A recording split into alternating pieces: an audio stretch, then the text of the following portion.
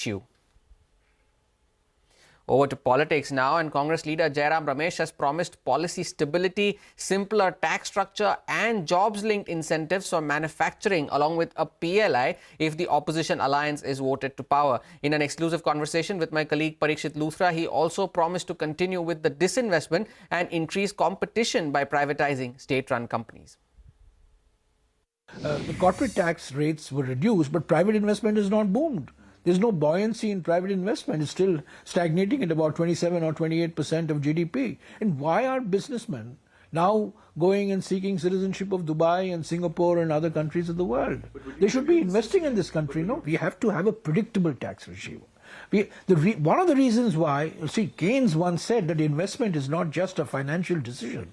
Investment is a psychological decision. And today the psychology in India is one of fear, is one of distrust, is one of suspicion. His extraordinary statement that the Prime Minister made a few days ago that, Adani and Ambani are going in a tempo with gunny bags of black money and giving it to the Congress party. I thought black money had been unearthed and eradicated after the demonetization exercise of November 8, 2016. And Prime Minister is speaking of black money in the hands of two of the biggest industrialists of India. Extraordinary situation. We are for competition. We need more competition. We need more genuine competition. We can't have oligopolies and monopolies in our industrial system. Competition and more competition. We must reduce barriers to entry. We must reduce barriers to exit while protecting the legitimate interests of all stakeholders, particularly labor. We can't have an insolvency and bankruptcy code, which has haircuts to the extent of 80%, 90%, as we have seen in a large number of cases. We are for competition. There will be a public sector in strategic sectors of the economy, certain strategic sectors of the economy. Public sector will be there. But we know that we cannot accelerate GDP growth. We cannot transit to an 8%, 9% rate of economic growth without strong, buoyant, expanding private investment. Jairam Ramesh there in conversation with Parikshit Luthra. Time for a short break. Up next, we get you cues from the commodity space. Stay tuned. We'll be right back.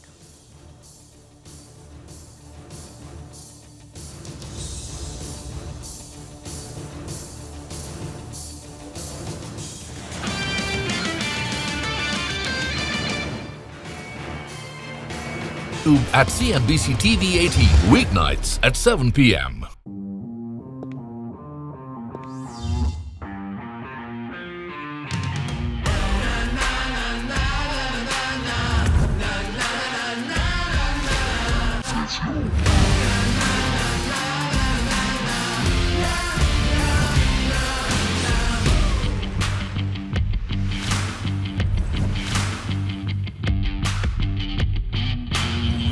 Make informed decisions with comprehensive analysis on the go.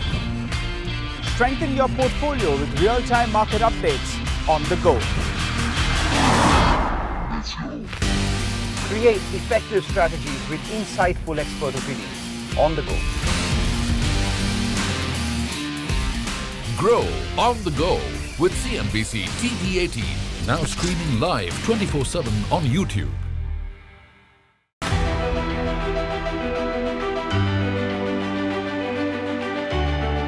The Indian markets have not just grown, they've broken several records in the last 25 years. India's contribution to incremental global GDP was as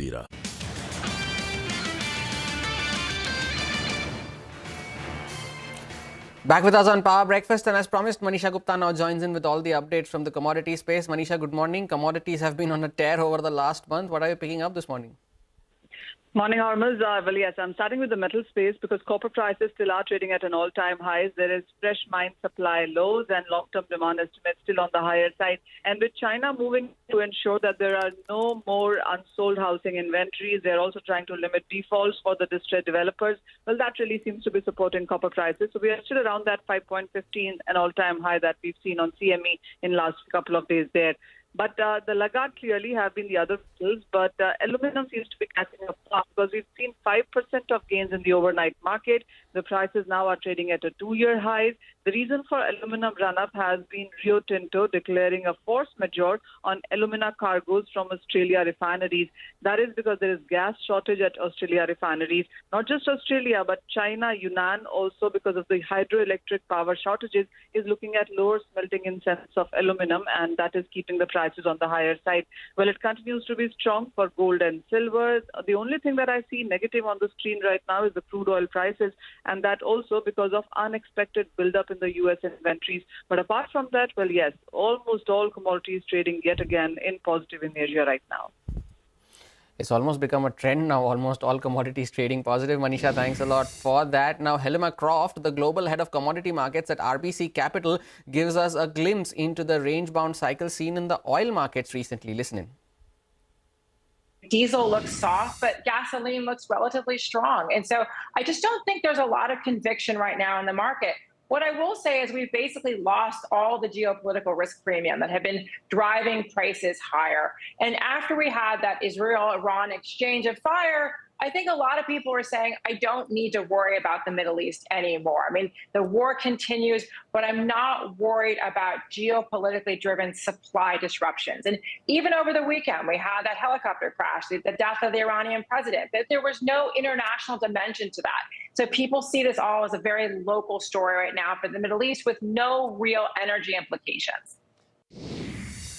Moving on now, investigation is being carried out after a 73-year-old British passenger died and 30 others were injured as a Singapore Airlines flight was hit with severe turbulence en route yesterday. The flight had 211 passengers and 18 crew members on board. The flight made an emergency landing in Bangkok and the injured passengers were taken to hospitals for treatment. The authorities have said that all possible assistance is being given to the passengers and the crew members both at the airport and hospitals. The CEO of Singapore Airlines also expressed his condolences to the family of the deceased and apologized to all those who were affected in the incident. Listen in. We are deeply saddened by this incident. It has resulted in one confirmed fatality and multiple injuries. On behalf of Singapore Airlines, I would like to express my deepest condolences to the family and loved ones of the deceased. We are very sorry for the traumatic experience that everyone on board SQ321 went through. Our priority is to render all possible assistance to our passengers and crew members. We are fully cooperating with the relevant authorities on the investigations. We will provide updates through our social media channels as more information becomes available.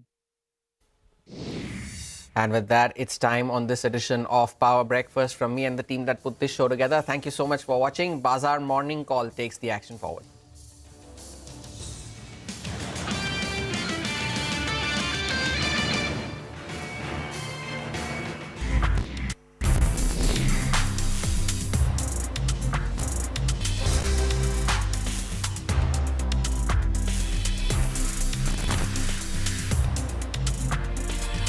%, 25 years ago.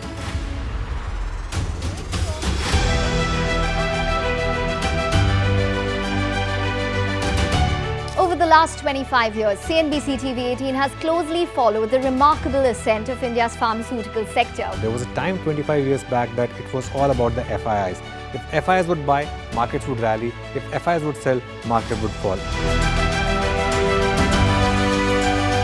Earlier, we were net importers of steel. From IT services to SaaS, from consumer electronics to space tech, from mere programming to AI ML. Cars, two-wheelers, three-wheelers, commercial vehicles have significantly become much more expensive than they were 2 decades ago.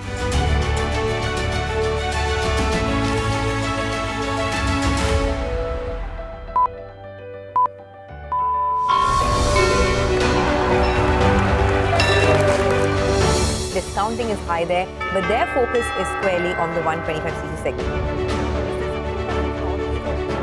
Now it is contributing 16% of incremental global GDP. Now we are looking at exporting the steel that's made here in India. Welcome to the first ever India Business Leader Awards.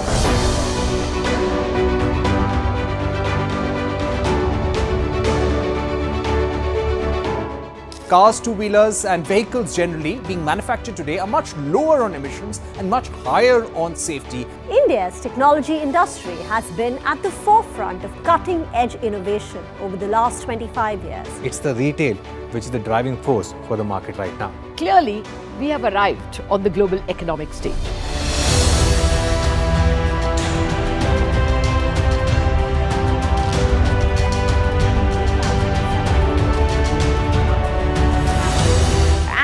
Great way to celebrate our own 25th year with new milestones being achieved on Dalal Street. 21 years of the Nifty from 1,000 to 10,000 today. Sensex and Nifty hit a record high. The Nifty rallying to a record high. We invite you to join us as we persist in leading coverage of the pharmaceutical and healthcare domain, documenting India's expanding expertise in medicines.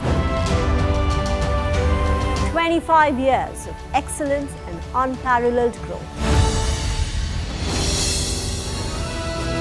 CNBC-TV18 embarking on a quarter century of excellence. We are diverging to back of one.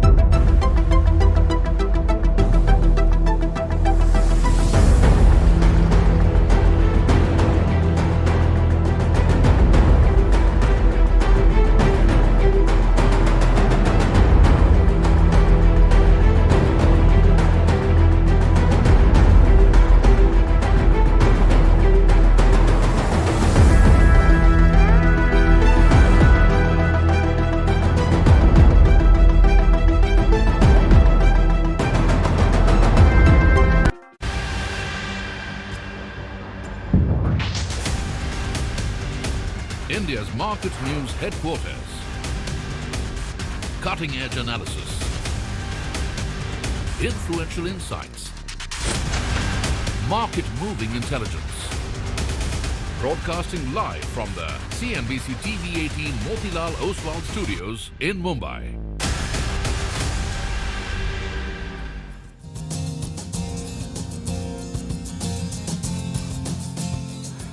Good morning. You're with us here on a fresh new edition of Bazaar Morning Call. It's a Wednesday morning. It's a hot, humid morning here in Mumbai.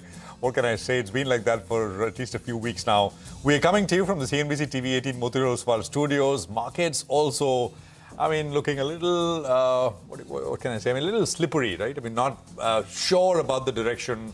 At least maybe sort of building in some caution as we head 8 days out into those June 4th election results. I'm Prashant. With me, my colleague Sonia and Nigel. Guys, good morning. Hi, good morning. I think everyone's waiting for the monsoons now, right? IMD is predicting from the 31st, so won't have to wait too long.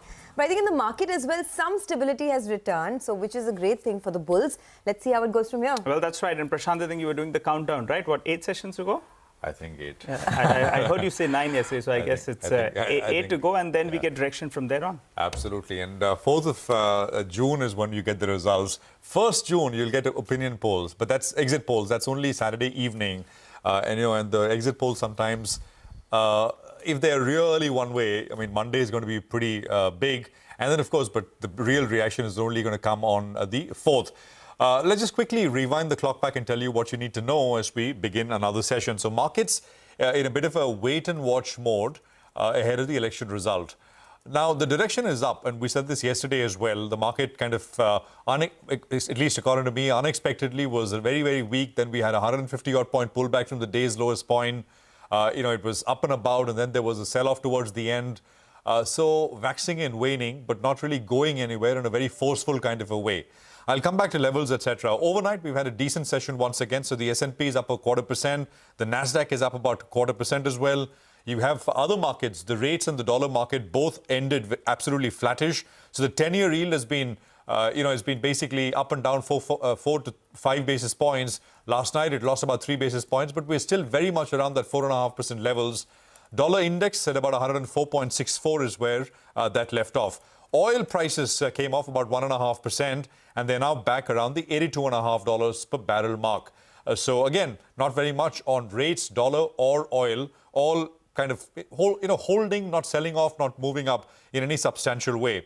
Now, two comments from Fed officials last night. This is, of course, Fed Governor Waller, who came in and said that he thinks they would need to see, and I quote, several more months of good inflation data before cutting.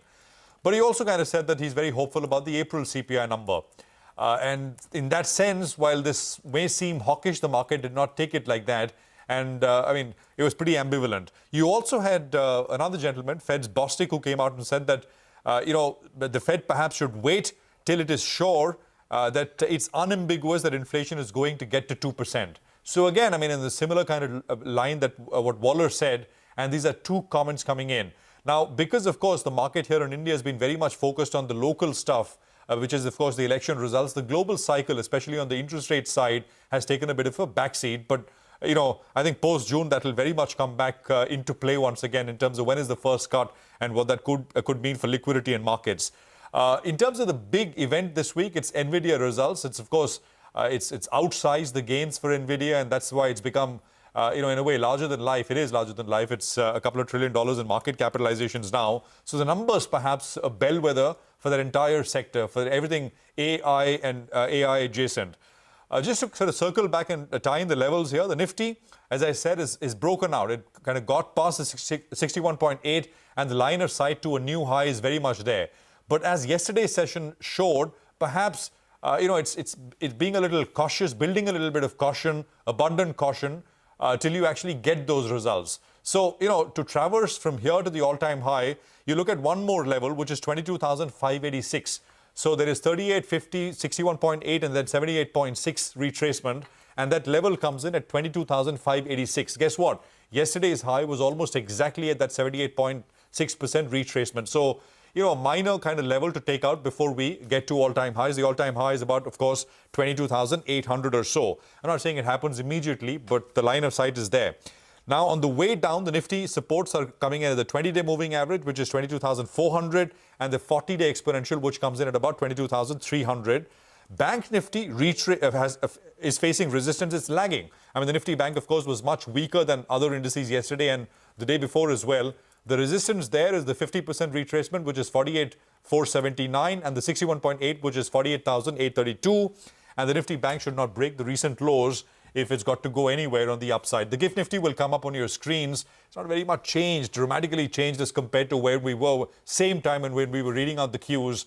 The GIFT Nifty is once again indicating a 30-odd point higher start. Sonia. So, the one thing that I've noticed in the last couple of days is that some sort of stability has returned back to the market, right? After all that volatility in the last 15, 20 days, the last week or so has provided some stability, which I think the bulls will like. So for now, things are stable. In fact, the Nifty has been very resilient around the 22,500 mark. Now, if you map the last 1 week, right, from the lows of 21,950 that we hit on the 9th of May, the Nifty is now up almost 600 points. So we've put in some amount of work on the upside, and the dips have definitely gotten bought.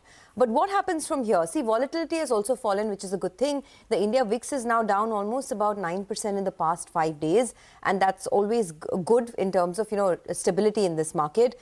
We've had good global cues so far, fresh record highs for both the S&P 500 and the Nasdaq. As we've been telling you, later today, we will get earnings from Nvidia and all eyes will be on that. But the rally in Nvidia has already happened, a large chunk of it. So in that context, perhaps a lot of the good news is in the price. At least that's what a lot of experts believe. For our own markets, right, I'm watching on for a couple of smaller stocks in focus. This whole, water management, waste management industry is picking up quite a bit. Tech Wabag is one company that is in focus in the water business. So you have a guidance that has come out from that company where they're talking about 15 to 20% compounded growth rate over the next 3 to 5 years. So definitely that will be one stock in focus today and over the next couple of days perhaps. Apollo Tyres, we all know that there is this big deal coming where Wabag Pincus is looking to sell its stake in Apollo Tyres. That's what sources are telling CNBC-TV18. So that's another stock in focus. BHEL, the earnings actually missed street estimates. So keep an eye out on some of these names. And Metropolis, I'm watching that. Amira Shah, the MD of the company, has decided to step down from her position as MD. And now she'll move to becoming executive chairperson. That may not go down too well because she's been at the helm for so long. So maybe some trepidation over there is what we can expect. So a lot of small stocks in focus today.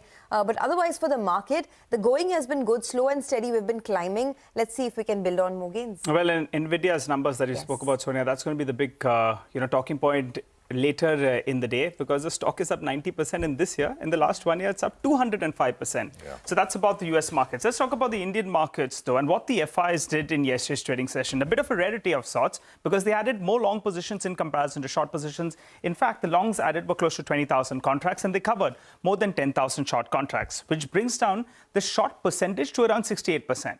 And in absolute terms, the short positioning, which was at around 2.5 lakh contracts, that's come down to around 2.1 lakh contracts. So on a like-to-like basis, if we're comparing it with the old lot size, then this 2.1 lakh contracts will be a little lower than the 100,000 net short contracts on the FIs. So they're net short, but it's come down a little bit from the recent top. What about the options data? Two strikes are quite active, 22,600 call, 22,400 put.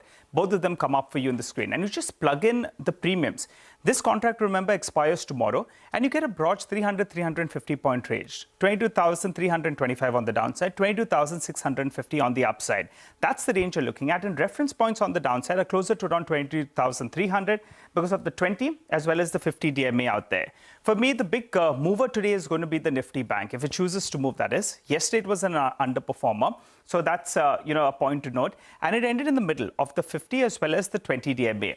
My guess is that in today's trading session, at some point of time, it'll take out either of those levels, and then it'll give you further direction. It plays out the weekly expiry as well. So the Nifty Bank holds the key with regard to today's trading session. Since it's a stock-specific market, I'm looking at two stocks. One is Hitachi Energy. I recall I went in, in September 2023 and interviewed the management, and they were guiding that the outlook is good. But in the near term, things weren't looking very, very good. Now, in the last 1 month, the stock has already seen a 30% rally. But in the last few sessions, from May 15th, I think so, the stock has come off close to around 10-12% odd. But these numbers are very good on the margin front. The margins are the highest you saw since Q1 FY20. So that's an important point to note. And they've already clocked the double-digit margin, which earlier they were guiding that at the end of FY25 will come about. So they have, achieved that ahead of targets, which is good news. That's one stock. The other one I'll be looking at is Laurus Laboratories. The stock, the numbers were a little bit disappointing. They're promising for better times in FY25.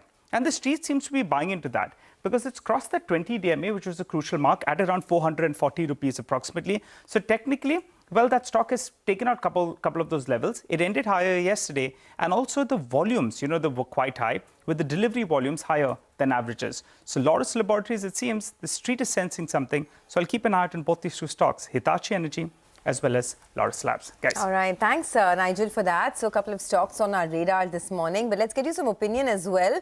First up on the equities front, you have Venugopal Gare of Bernstein, who expects a short-term rally, either leading into the elections or this week after results, potentially breaching their 23,000 Nifty target, and then a profit booking as the reality of execution and valuations emerge. According to him, sectors that will lead are infra, manufacturing, domestic cyclical, some financials, and state-owned enterprises in general. Consumer and IT will lag. Small and mid-caps may do better than large caps for a few days. Okay, so money market views now. So you basically have, Pankaj Chitlangia of First Basis, who says that yield differential is in favor of a slightly stronger US dollar. Technically, it is showing an inclination for the rupee to stay below 83.45 and drift towards 83.2 to the dollar area in the next 3 to 5 sessions. Risk of the view is if tonight's FOMC minutes lean more on holding onto higher rates for a longer time. That would strengthen the chances for the rupee to rise towards the 83.58 to the dollar levels. Okay, and on the bonds, Neeraj Gambhir of Axis Bank says post softer than expected US CPI, the domestic bond yields moved lower. The Indian 10-year benchmark yield moved to as low as 7.05%. before moving to 7.1% post the Friday auction. The government also announced another buyback of 60,000 crores for this week, which saw tepid response, following which the RBI reduced the Q1 FY24 T-bill auction calendar by 60,000 crores. He expects the 10-year benchmark yield to trade in a range of 7 to 7.1% for the week. Well, we've got a lot of stock-specific action track for you. Let's run you through the list for the time being. We're looking at Coforge, BHEL, Hitachi Energy India, Ircon International, Metropolis. All of them will be reacting to positive news flow. You have some infra stocks as well that we'll be tracking. And on the flip side, Apollo Tyres, PI Industries, JK Tyres, and Eris Life Sciences that will be reacting to negative news flow. Okay, well, that's what's coming up with the research team in a bit. Rajat Bhattacharya, a senior investment strategist at Standard Chartered, is joining us. Rajat, good to have you with us here. Thank you very much for your time. The Nvidia numbers later tonight, you think it could move markets? And what kind of impulse does it give us, if any, when we come back tomorrow, Rajat? Morning, Prashant. Yes, Nvidia is all eyes on Nvidia, of course, and it's the darling of the tech sector. The earnings are important because what is driving, if you can see, the markets in the US have been the tech sector, right? So that is the one big positive factor that leaves us very positive on the markets. The earnings have been great. The tech sector, communication service sector, they're all delivering strong market earnings, and the margins have been strong. Now, to your point about what next, clearly the US markets are back to the Goldilocks, the soft landing narrative, and the tech sector plays into that. So if you have an environment where inflation is starting to again fall lower, growth is slowing slightly, we need to watch some of those job numbers though. It is a good environment for the tech sector. So yes, all eyes on Nvidia and the earnings. Okay. Rajat, hi, good morning. I think everyone is watching out for the June 4th election verdict here in India. But the going has been pretty good, give and take a little bit of volatility because of elections, which is very natural. This market has been uptrending for a while now. Would you continue to be bullish on a market like India, and how do you approach it post-elections? Hi, Sonny. Yes, the market has been consolidating in India, and that's a good sign. I mean, it's a healthy consolidation after the run-up earlier, this year, over the last 1 year. Elections, of course, if the polls are right and there is continuity in the government, then you would see the next leg up, which is why we've been saying for a while now that, India is in a structural bull market, right? So that is both for stocks and bonds.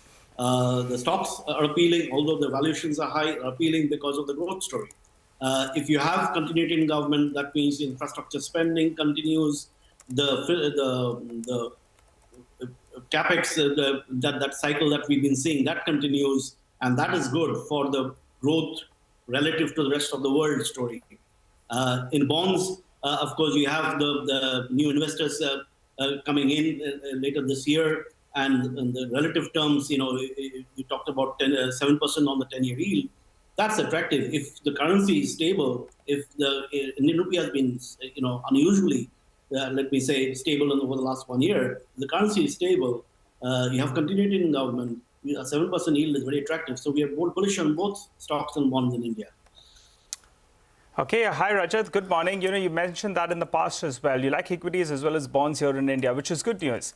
But what are you making of this entire commodity melt-up that we're seeing? If I have to pull out a positive, it's that crude is not moving up above that $90 per barrel, though the rest of the commodity space is on fire.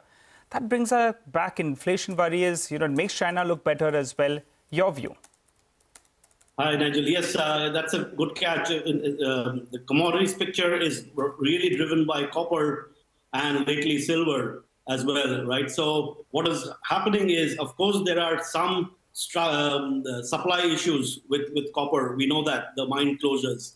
But there is this element of China demand that is coming up. One was that the China, the recovery story that started earlier this year, that is picking up. The manufacturing is picking up. But we also see flows. There is a whole lot of China flows coming into the commodities market. We can see that also in terms of the Hang Seng or the HSCI in Hong Kong. The China investors are investing in US dollar denominated assets or in Hong Kong dollar denominated assets, which is linked to the US dollar.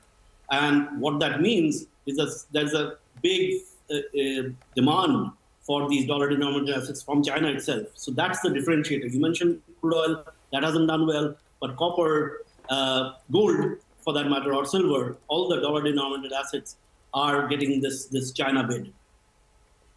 Okay, Rajat, we'll let you go on that note. Thank you so much for joining in and speaking to CNBC TV18.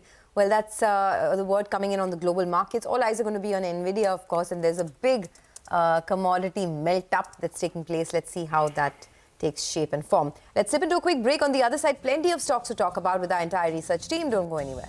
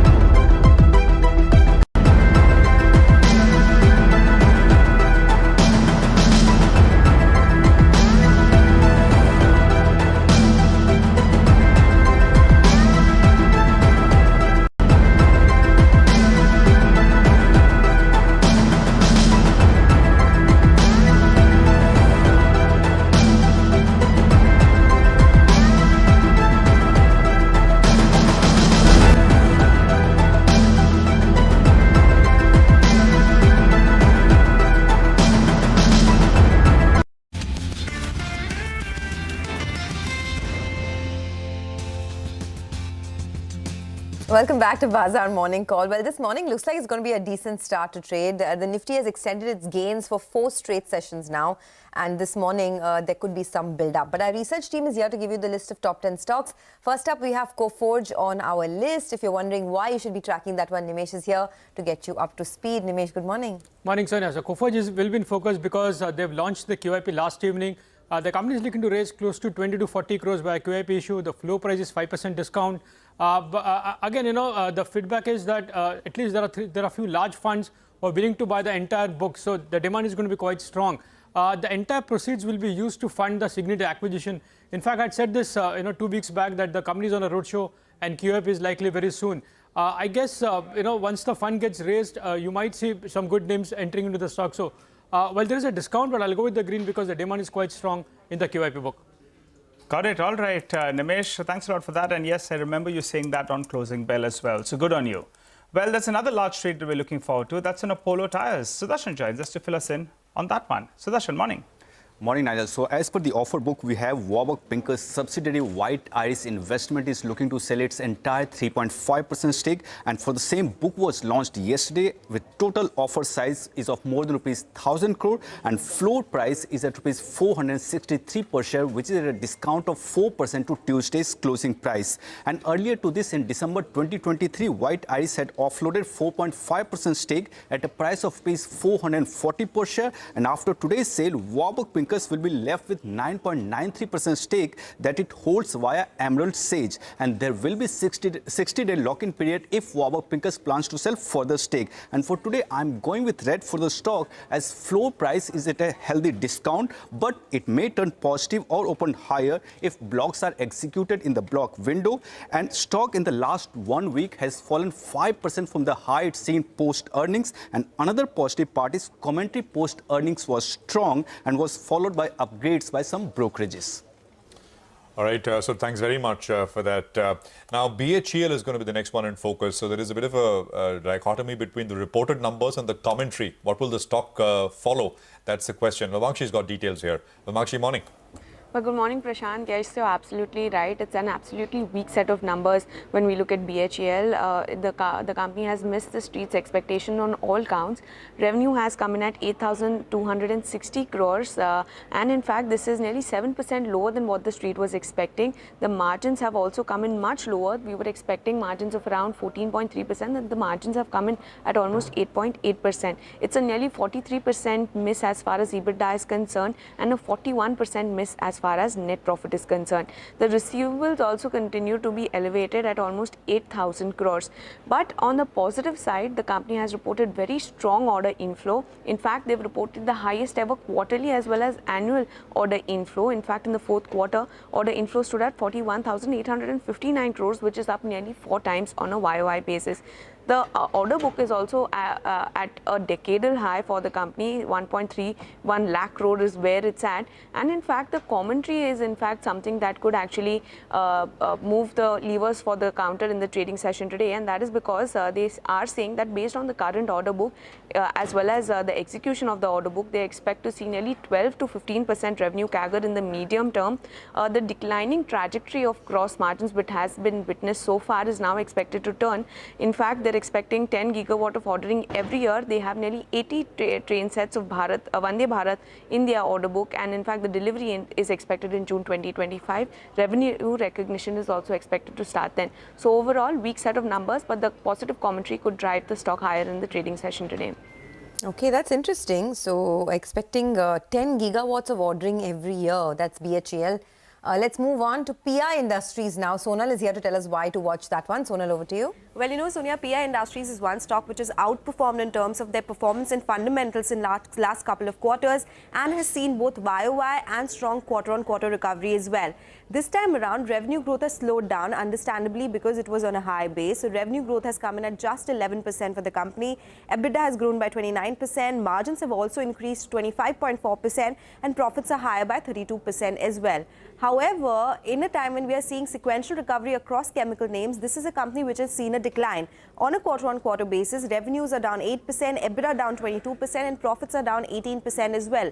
And if you look at the internals, the agrochemicals and the pharma division, both of them have seen some decline in their EBIT. Agrochemicals, looking at it on a sequential basis, because pharma can only be compared quarter-on-quarter, revenues down 6%, EBIT down 17%, pharma revenue is down 44% on a sequential basis, and the losses there have expanded to 39 crores versus 18 crores in the quarter gone by. So going with red on the basis of that, yes, YOY numbers are good, but growth levels have slowed down for PI Industries. Got that. All right, Sonal, thanks for that. Well, going back to Vamakshi, Hitachi Energy, they had guided for double-digit margins by the end of FY25. They've achieved it earlier. Tell us more. Well, absolutely a positive set coming in from Hitachi Energy. In fact, the stock is expected to open higher today. When we look at the revenues, they've managed to grow by almost 27% on a year-on-year basis, and this growth is largely being driven by solid order execution, diverse revenue mix, as well as focus on continuous improvement in operations. The EBITDA margin has in fact come in at the highest level since Q1 of FY20. EBITDA margin has improved by 361 basis points. They finally hit the double-digit margin mark that they had guided for in Q4 of FY25 in Q4 of FY24 itself. They also have a very strong order backlog. The order backlog is at 7,229 crores as at the year end. In fact, the order inflows for this time around has also seen an uptick of almost 11.5% at 1,407 odd crores. So overall, a good set coming in, strong order inflow. Expect the stock to open in the green today. Okay, well, thanks very much for that. By the way, you'll hear from the management a little later here on the program. Vamakshi, thank you for the numbers.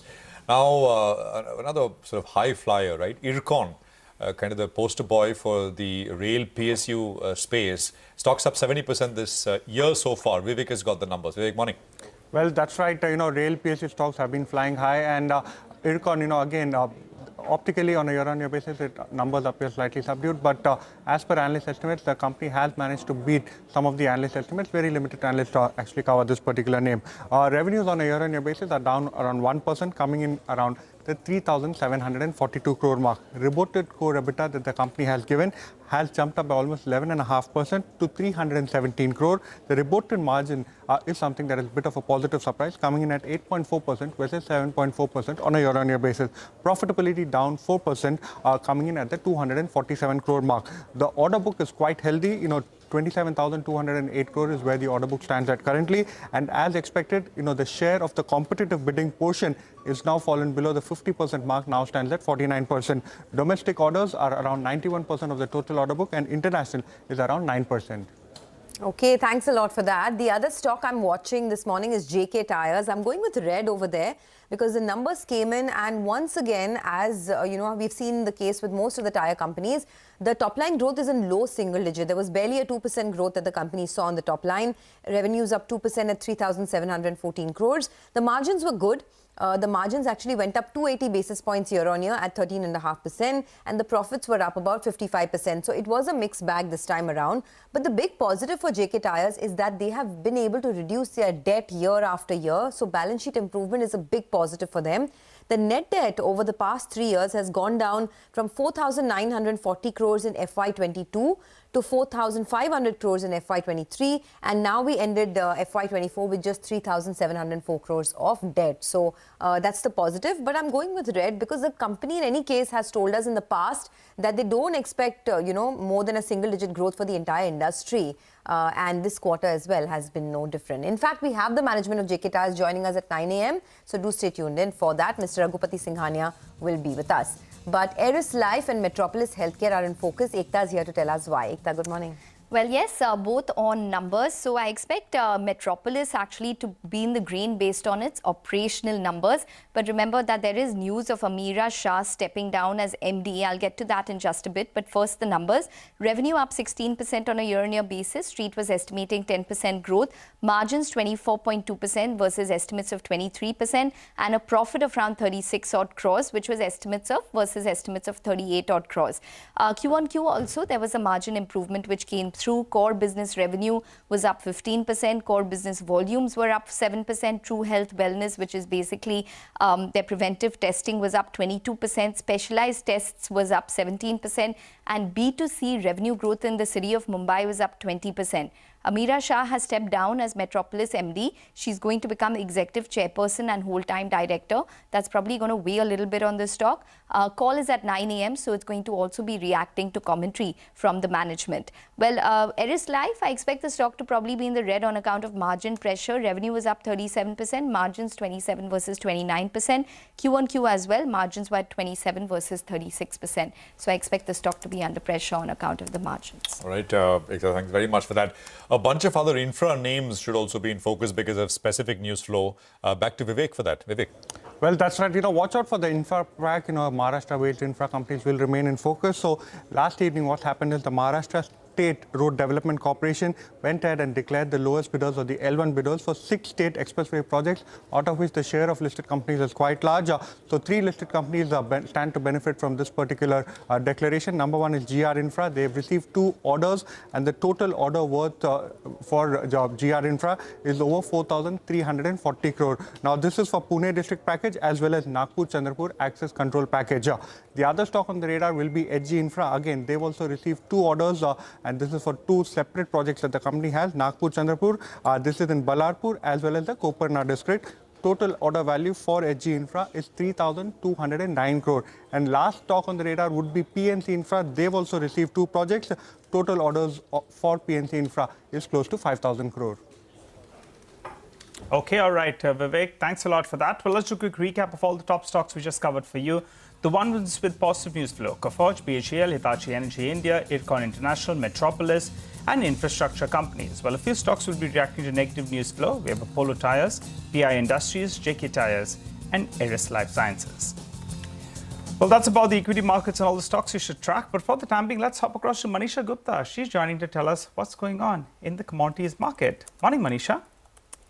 Morning, Nigel. Thank you for that. Well, barring crude oil prices, which have slipped on the back of weak demand from China and unexpected buildup in the U.S. inventory, Almost everything in commodities seems to be doing well in Asia markets yet again. You have copper prices trading near those record highs.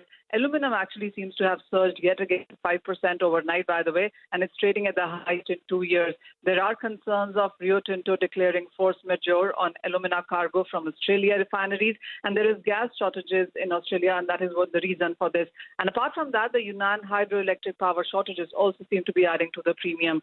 When you look at the precious metal prices, we are trading firm on gold, silver trading at a new 12-year highs right now. So metals continue to do quite well yet again.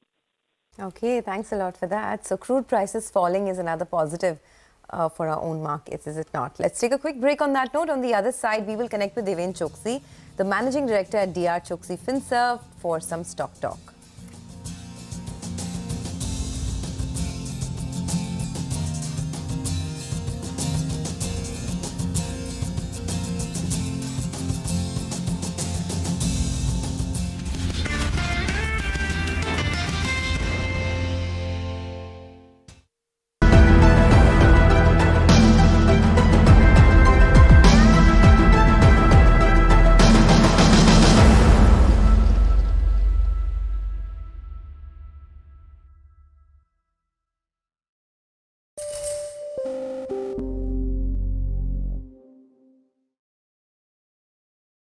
Because beyond maybe a few days here or there, as long as the BJP government is back, the market will be okay. It might be a little less okay, a little more okay. That depends on the exact numbers. So the point is, after looking at even at the visit itself, I had figured this out, and then I think this interview was quite convincing that I don't need to look at whether you're getting 310 or 320. I will be reasonably similarly bullish if you are at 272 plus. That's the thing. We would be very worried about capital gain taxes and stuff like that. And I can say it that you.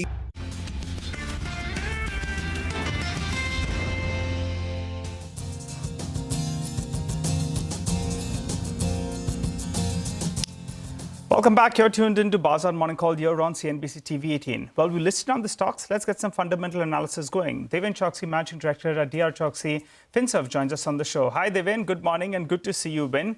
Well, BHEL, the stock has seen a big run. The numbers for the past quarter, maybe a little bit mixed, more on the disappointing end. But the commentary is very positive. What do? Focus on the numbers or focus on the commentary and say this one's going to turn around? It's already rallied a fair bit. Nigel, good morning. Well, I think that is the case with most of the PSU stocks, where I think the past numbers haven't been very convincing, and I think the future commentary and the promises are quite many. I would like to buy the later. I think in the sense the new commentary that is coming up from these companies. Couple of reasons. One, because of the government's capex program on the infrastructure, most of these companies which are capital goods segment players, likes of BHEL, which you mentioned, or VEML for that matter, or even in the defense segment like HAL and all. I think these all the companies have relatively, I think, a stronger order books to execute. And that's where probably one can argue that going forward, the business conditions becoming very conducive for them. The major focus now here onwards would be on execution. Fortunately, the government is demanding, and that's where maybe I think some of these PSUs up till now who have been struggling for the execution front, despite of having promises, I think now probably all the chances are that they would be in a better position to execute as well. Given that prospect, I would think that one should remain positive about the prospects going forward. Whether one would like to chase the momentum at this point of time or wait, I think that's $1 million question. I don't think that we have an answer to that. Currently, the momentum continues in the market, and I think one who has already invested will stay invested. One wants to add new, maybe I think would wait for the correction in the price and then add further into the portfolio. Okay. I wanted your thoughts, Deven, on Tech Wabag, because this whole water treatment space is doing so well. I mean, the stock is already up about 65% in the last 6 months, and the company is now guiding for a 15 to 20% compounded growth over the next 5 years. Is this a stock that still merits a buy at this price? Yeah, Sonia, good morning. Well, I guess I think at 21-22 price earning ratio, it's not so expensive as on one side. And at the same time, I think as you rightly mentioned, I think the compounding story continues with around 18 to 20% kind of a growth rate being targeted. this business being largely extremely project driven, wherein I think your timeline to deliver is certainly dependent on, I think, the kind of complexity of the projects. So if those who are looking at this company from the quarterly performance point of view, they may probably remain disappointed in between. But those who are looking at the long-term bet in this kind of a business, which I believe they should, then probably I think next 3 to 5 years looks extremely promising for this company. I guess I think, as rightly said, the water treatment business, be it effluent, the industrial water, I think the effluent treatment plants, or even the potable waters, or even for that matter, I think the larger projects like ports and all, where I think the requirement of the water is for industrial use. I believe that I think this company is systematically well positioned on this particular front and should seeing better times going forward. Devin, do you track a company called RateGain? Reported numbers yesterday in the last hour. Numbers are very strong. Profits have doubled for the full year. And by the way, we'll have the management join us and we'll ask them for projections going forward. But, the sort of longer run guidance is pretty solid. 40-50% kind of growth is what they've on earlier occasion told us. Any thoughts if you track it? Yeah, Prashant, good morning. Haven't seen the numbers and not seen this company of late, so I think would probably position myself a little later on the commentary on this. All right, Devin, fair enough. We'll come back to you for more stocks, but there is also a regulatory development, right? So market regulator SEBI has announced a new framework for considering the unaffected price of transactions following the confirmation of market rumors. This is, of course, going to be important over a period of time. Yash is joining in with details of what this really means. Yash, good morning. Take it away. Good morning, Prashant. So let me first read out very quickly what market regulator has, spelled out in its circular. SEBI has issued guidelines for managing stock price impact from market rumors. Now, SEBI has introduced the concept of unaffected price to mitigate any stock price fluctuations. Now, unaffected price will be determined within about 24 hours of material price movement, excluding the rumor impact. Now, I'll tell you what's the purpose as far as this particular regulatory move is concerned. This is to exclude any price disruption caused by rumors while arriving at a price for any sort of corporate action like an acquisition in terms of a QIB, OFS or whatever. The second thing is, what does the regulator say in terms of how this will be implemented? Now, the regulations currently require any company to clear their stand on any market rumor within 24 hours of that market rumor really getting reported. Now, here what SEBI has said is that unaffected price shall be considered for transactions provided that the rumor of such transactions has been clarified within 24 hours. What is unaffected price? Share price that would have existed if there was no market rumor which was in the first place there. How would unaffected price be calculated? Calculation of adjusted volume weighted average price will be considered to arrive at an unaffected price. Daily weighted average price from the day of that material rumor coming out in the market to the end of the trading day of the next day will be excluded from the daily average weighted average price to arrive at an unaffected price. Now, this unaffected price will only be considered in case the company has clarified on that market rumor, and this unaffected price will be used when it comes to arriving at any valuations for any kind of acquisition. This framework will be applicable on 100 listed companies starting June 1st and 250 companies, that is an addition of 150 companies from December 1st. Okay, Yash, thanks a lot for that. So, SEBI issuing guidelines to tackle market rumors and the impact that it would have, on traders, investors, etc. But let's do one thing. Let's talk about Galaxy Surfactants now. For Q4, their EBITDA declined. Margins also contracted because of higher operating expenses, although the other income aided profits this time around. K. Natarajan, the Executive Director and Chief Operating Officer at Galaxy Surfactants, is with us to talk about that. Mr. Natarajan, good morning and thank you for being with us on the channel this morning. I want to just understand, your EBITDA actually declined quarter on quarter if you exclude other income. So there's definitely pressure that you're facing on the operational front. Can you tell us a little bit about that? What is the reason for that? And do you think it can get worse before it gets better on the operational front?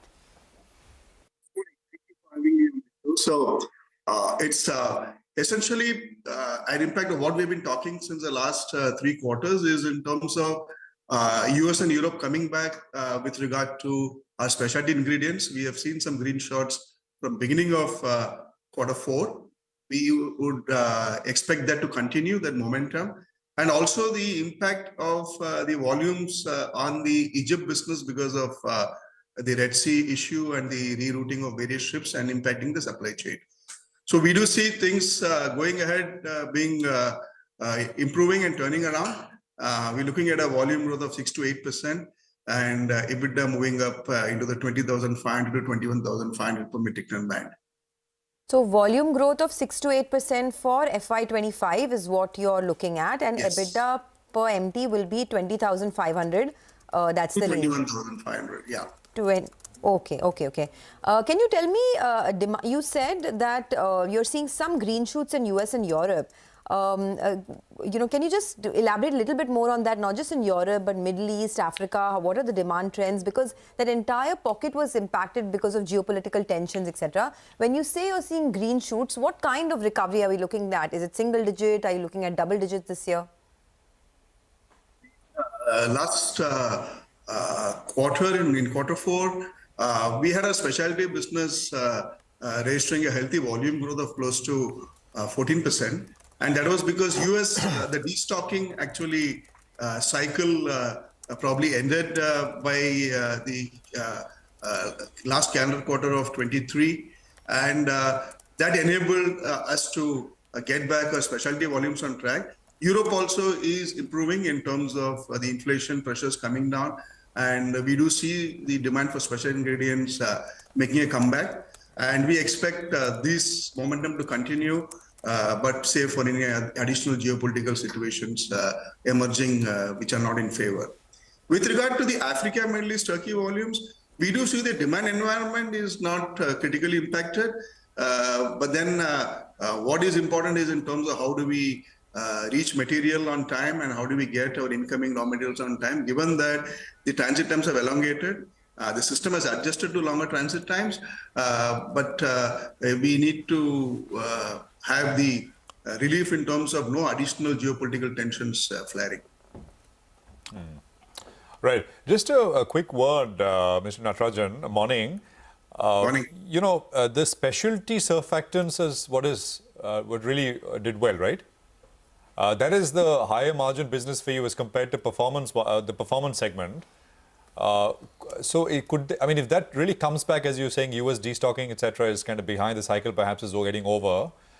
Could that provide some upside to margins? It's a low volume but higher margin business. So could you give us some sense? Yeah, surely it does provide us the ability to enhance our EBITDA in absolute terms and EBITDA per metric ton. But with regard to Q4, although specialty ingredients business increased by 14%, the mix in the specialty ingredients also is important, because what I started is the special ingredients that go majorly into the masstige and masstige products, which is a segment between mass and prestige. We do see the high-end premium specialty products which go into the prestige segment making a comeback, which will then start yielding results in the coming financial year. Plus also with regard to the last quarter, we also had higher expenses because of loss of operating leverage because of volumes in Egypt got impacted since the supply chain issue due to Red Sea blockade. And also with regard to higher freight rates that went up, and obviously we had some lag in terms of by the time we could pass it on to customers. Now those all have got settled down, so from here on we would see better numbers. Okay, all right, Mr. Natarajan. Hi, good morning and welcome to the show. Give us a couple of basic numbers, exports and domestic. What is the current split? We're about roughly about 40-60, 40 in India, 60 exports. Got it. And you expect it to maintain at these levels? Oh yeah, we do. Probably in the 60-40, yeah, correct. All right, and specialty care and performance products, what is the split currently? That's about 38 to 62%. 38% specialty, 62% performance surfactants. And you gradually see specialty take a larger chunk, say go towards 50%, or do you expect it to hover in this range because both segments are growing? Yeah, both the segments are growing. This is essentially be always in this 65-35, 60-40 range. But what is going to be important is in terms of the composition of the specialty ingredients as to how we are able to get more and more share of the higher end specialty ingredients that go into prestige segment. Okay, since you said 60% is exports, freight costs have gone up and there are various disruptions. When you're giving us this guidance of 20,500 to 21,500, it's taking into account the higher freight cost. And have you seen any disruptions to your exports? Disruptions are the season. It's a question of when the disruptions happened in November when the Red Sea blockade happened. The system couldn't adjust almost till January because all the shipping lines were rerouting. The transit times have enhanced. So now the entire supply chain has got adjusted to this elongated transit times. Availability of containers and space on vessels is something that's a challenge, but we are able to manage that. We don't see that being an issue moving forward. Okay, if it continues at the same pace, we have found a way to manage it.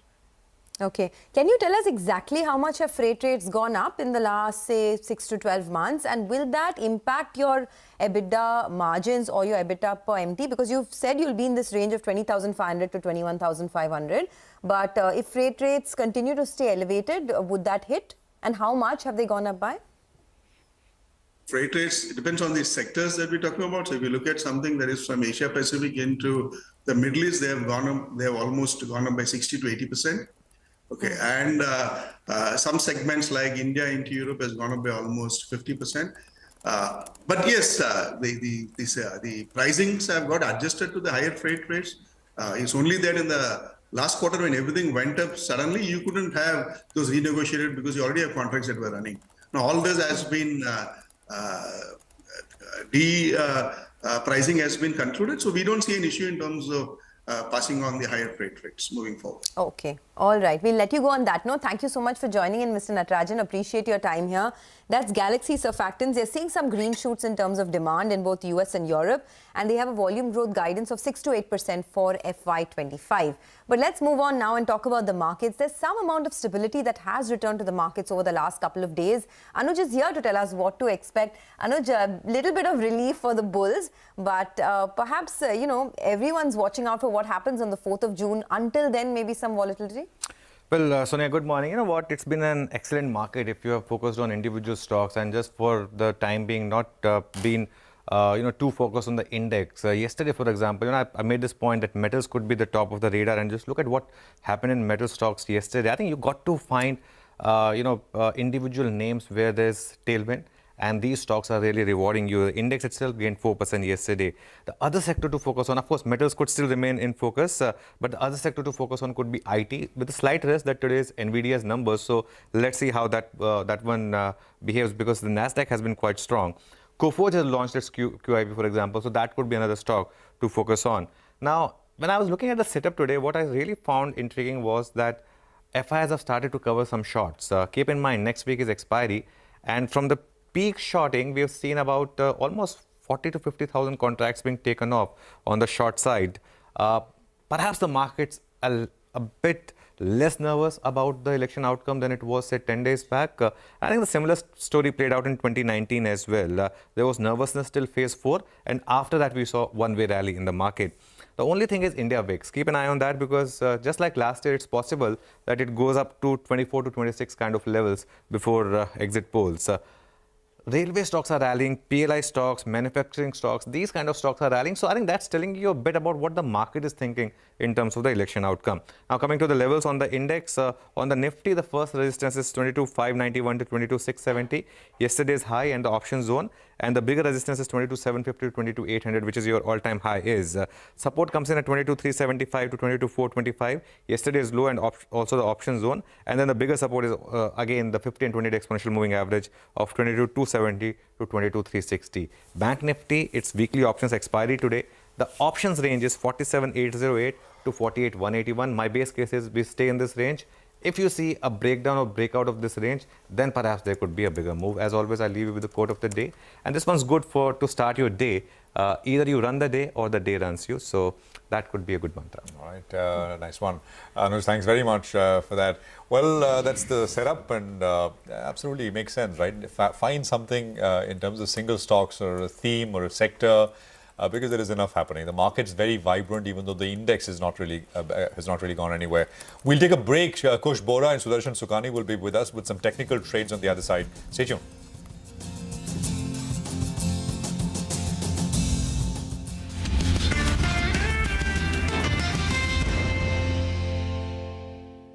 But if that is done, it will neutralize a very large part of the good feel factor, and it will be negative for the public because the new investors coming in have seen wealth creation for the first time, and it will be very negative. It won't be just negative, it will be highly negative, because when we say that the Indian market has outperformed other markets over the last 5 years, 10 years, that would not be the case if we put taxes in it. Domestic investors who have recently come in and are creating wealth and are excited about this thing and are therefore supporters of liberalization and opening up because they see its impact on the market. So from both angles, let's hope they don't do that. Other than that, we are bullish, bullish, bullish.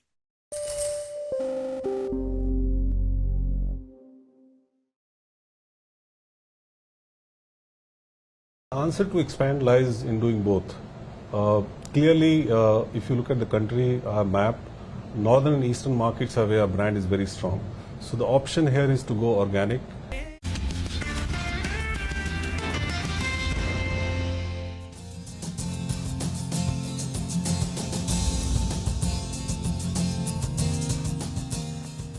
Okay, welcome back. Kush Bora and Sudarshan Sukhani are with us with what they'd like you to do as we begin another session. There's about 9 minutes to go for the pre-open. Gentlemen, good morning. Good to have both of you here. Thanks for your time. Kush, what's the setup looking like as we begin another session? The Nifty sold off, bounced 150, then sold off, ending flat. But as far as stocks go, there is a lot to do and a very vibrant screen. It's been that way for many days now. So your thoughts to begin with, as we always do on the indices, and we'll get the stocks out of the way. Sure, Prashant. First of all, very good morning. Well, that's been the story for the last month and a half, hasn't it? I mean, we've seen a dip and, that's been bought into. I think that will continue to remain the texture of the market. I mean, if there's any trade on the market that you have to do right now, it's only a long one, right? I mean, you can't go out and short. You can't sit this one out. So the only trade is long. But as we mentioned yesterday, when Sonia asked, what do we see in the near to medium term, is that keep booking profits along the way. You will keep getting these bouts of, profit taking as well. There are near-term resistances at, 22,700 and 800, the all-time high zone. But what is heartening is that the 22,500 and 400 put options have seen a solid writing. So I think that will start continue to, acting as a base. So any dip that you get should be taken as a buying opportunity. Bank Nifty is a bit of a concern. 48,000, we've seen some straddles, there yesterday. So I think that could be a pivotal level where the Bank Nifty will hover. So, not much to do in Bank Nifty just yet.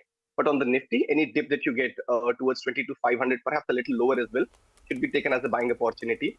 But it's equally important to keep, taking money off the table as well as we approach the all-time high territory.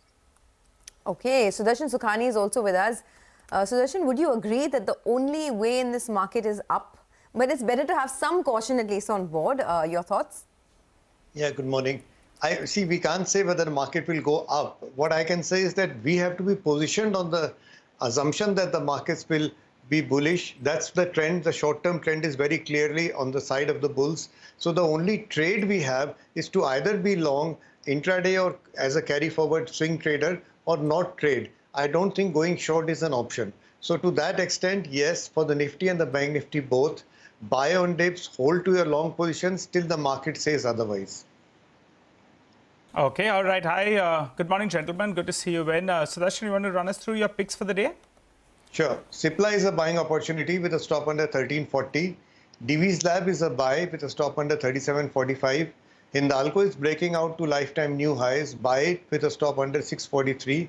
And finally, Steel Authority SAIL is a buy with a stop under 157. Okay, Kush, what about you? So everything PSU seems to be doing very well. So, at the cost of repetition also, my picks are from that space. IRCTC is doing very well for the last 5 odd sessions. We've seen a volume surge as well in the last couple of sessions. I think this momentum could continue. 1145, 1170 are the near-term targets. 1090 is where I would place my stop loss. SCI is one other stock that seems to be breaking out. There was a resistance near the 235 mark. It broke above that yesterday. So SCI is one stock that I have on my radar. 248, 256 are the near-term targets, and 232 is where I would place my stop loss. All right, we'll leave it there, gentlemen. Good to speak with both of you, and more ideas with both Kush and Sudarshan in a bit from now. Thanks for joining us at this stage. We'll take a break. We are back. The pre-open session will be with us, which is about 5 minutes away, and the management of JK Tyre will also be with us to discuss the fourth quarter results and the outlook for FY25. Stay with us.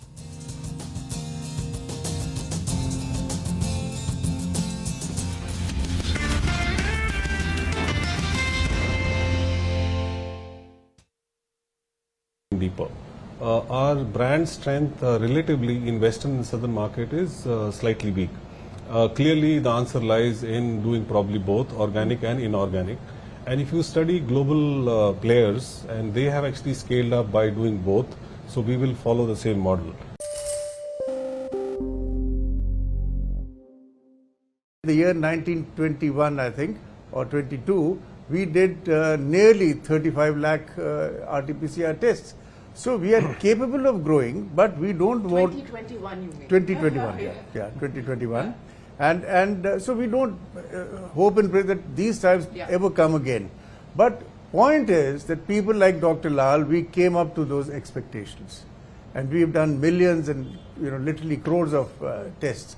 So we are even in wellness now. If we can go, and if the government gives us little bit of help, and they understand this is a kind of a What is the help that you...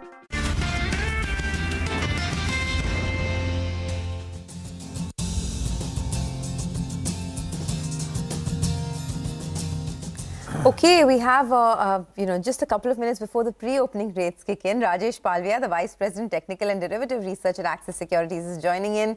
Rajesh, hi, good morning. This is a market which is trending higher, but with some roadblocks. So what is the strategy for the day, and what are the stocks to look at? Good morning. So looking at structure for Nifty, we are holding bullish view, and we believe that this momentum can extend further. Possible target for Nifty we can see towards 22,650 to 22,700 in continuation of this up move. So buy on dip should be your strategy, as we are seeing that most of the put writers are writing the position at 22,400, 22,500 strikes. So that is likely to act as a good support area in any kind of minor decline in the market. So your stop loss should be placed at 22,400 for Nifty spot. To play this upward momentum, we are initiating here to buy call option of 22,500 at the money call option, which was closed at 121 rupees. We are projecting target for this call option towards 170 to 180. Keep your stop loss at 95 rupees. For Bank Nifty, 48,000 is the important level, and almost we are holding this level since last couple of trading session. If he continues to hold above 48,000 level, then there is a possible up move we can see towards 48,200. That's the important level to watch for. If we able to take out above 48,200 level, then possible short covering action may trigger in the market, and Bank Nifty can also scale up to the level of 48,600. So here also for Bank Nifty, we are holding bullish view until we are not slip below to 47,700. That's the important level on the downside for Bank Nifty. On the stocks fronts, we believe that pharma space can be looked at current level, and possible up move we can see in most of the pharma stocks. So we are giving here buy all on the Lupin. Lupin is looking promising. The way stock is now approaching to its multiple supply zone, stock has shown long built up in previous day. So we expect that Lupin may exhibit good amount of rally towards 1730, 1740. So Lupin is buy with stop loss of 1685. Coal India is also looking promising. Stock is now approaching to its previous swing high, which was formed in month of Feb. So looking at the overall structure for Coal India, PSU stocks are doing good. Coal India, one can buy with the for upside target of 505 to 510 with stop loss of 482. And the third stock is from the automobile space, that is Ashok Leyland. Stock is enjoying its all-time high trajectory. The way the long built up is there, series on series. We believe that towards the end of this expiry, Ashok Leyland can also, contribute to upward momentum and possible upside we can see towards 224 to 225. Ashok Leyland is buy with stop loss of 207. Okay, thanks a lot for that. Appreciate your time here. Let's do one thing. Let's focus on JK Tyres now. Q4 was a decent quarter for them. They saw a good growth in profits, healthy margin expansion, but the top line growth was in low single digits, so that was a problem. But the important part also is that their balance sheet has improved quite a bit. Net debt has declined substantially over the past couple of years. Raghupati Singhania, the Chairman and Managing Director at JK Tyres and Industries, joins us now. Mr. Singhania, thank you so much for joining in. You know, it was a decent end to the year, but the problem still is that top line growth continues to be in low single digits. What is the expectation for FY25? What is the growth that you think the industry and JK Tyres can eke out? Look, the business is on a good keel at the moment, and the tire industry is looking up. Demand, if anything, is going to improve in the coming year. Therefore, we are looking at a bright 2025. 2024 was an excellent year for us. We had record sales, record margins, and so on. And we are looking, going forward, we're looking at a good traction in the year. The tire industry is expected to grow about 6 to 8% across the board. And so is the vehicle industry going to, particularly the passenger car, 6 to 8%. So that should give us a good traction. The truck industry, of course, is a little flattish and will be a little flat during the year. It may have quarter to quarter up and down, but in the end of the year, it will land up more or less flat. The OEM I'm talking. I'm not, replacement market is different story. Replacement market is moving all right. And so that is the growth forecast for the industry. We are looking at maintaining the growth momentum and trying to work on about 8 to 10% increase in our sales in the year for 25, and hopefully trying to maintain decent margins. Okay, so you're talking about a 6 to 8% growth for the tire industry in FY25. Got it.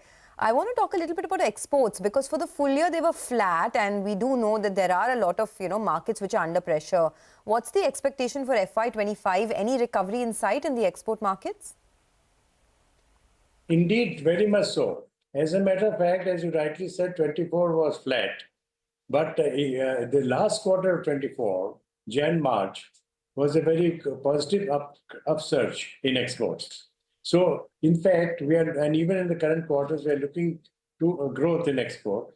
And we think this year forward, the export should grow.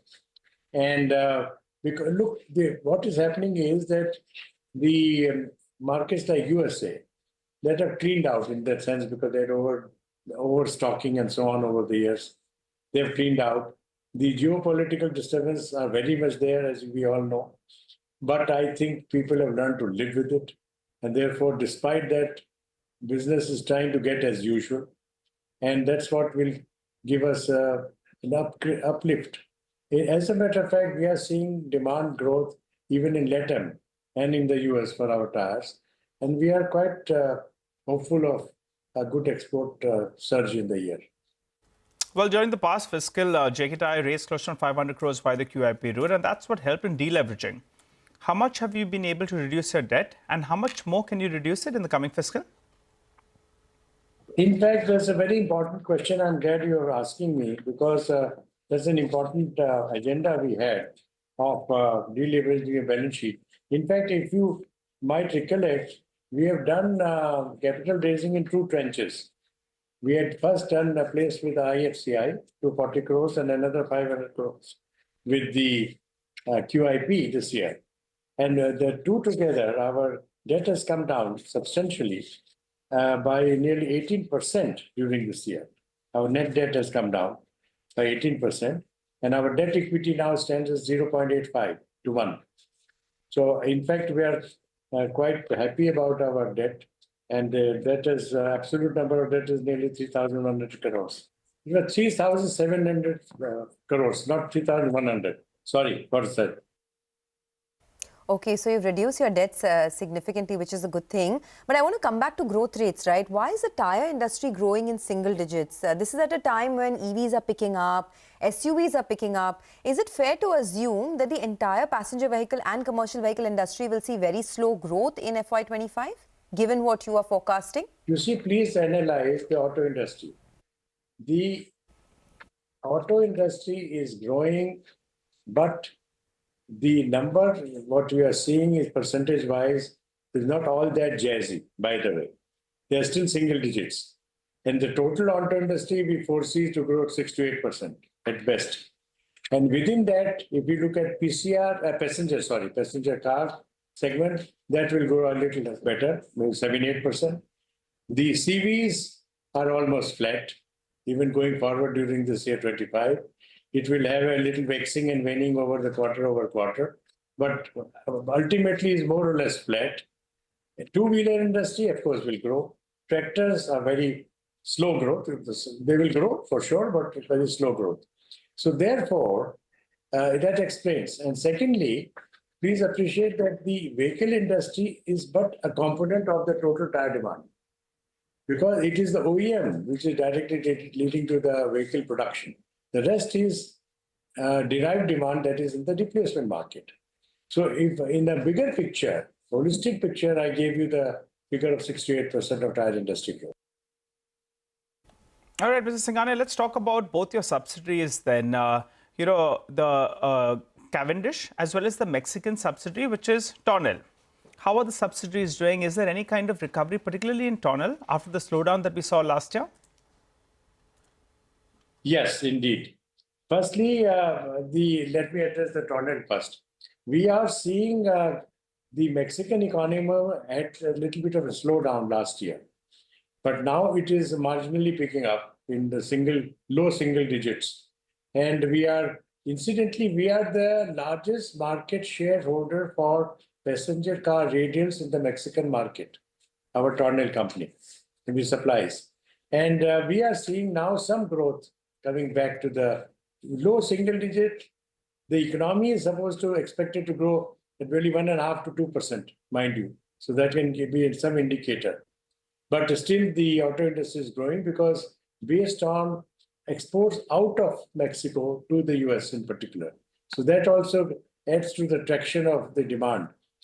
But to address your point more squarely, Tonel is growing. We have been able to improve our sales bit by bit. And looking forward also, we expect to improve by 5 to 7% in the coming year, our turnover and profitability. On the Cavendish front, we have done well for the Cavendish. In this year itself, we have had nearly in the sales, nearly 58% growth on year-to-year basis. And even the profit was nearly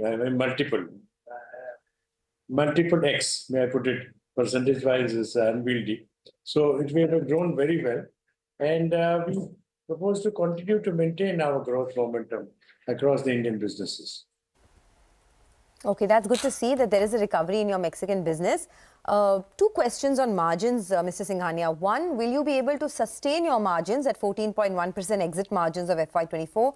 And two, will you be able to pass on the higher raw material prices, both rubber and crude, to the consumers? Yes and no. Firstly, we have been able to maintain our margins on the back of a couple of things. One is the raw material story has been rather stable. I mean, they're flat, if I may. So there's not much of an upheaval in the raw material front. On the other hand, we as a company focused more on premiumization of our product range. With the result, our realizations per tire or per ton improved, relatively higher than many.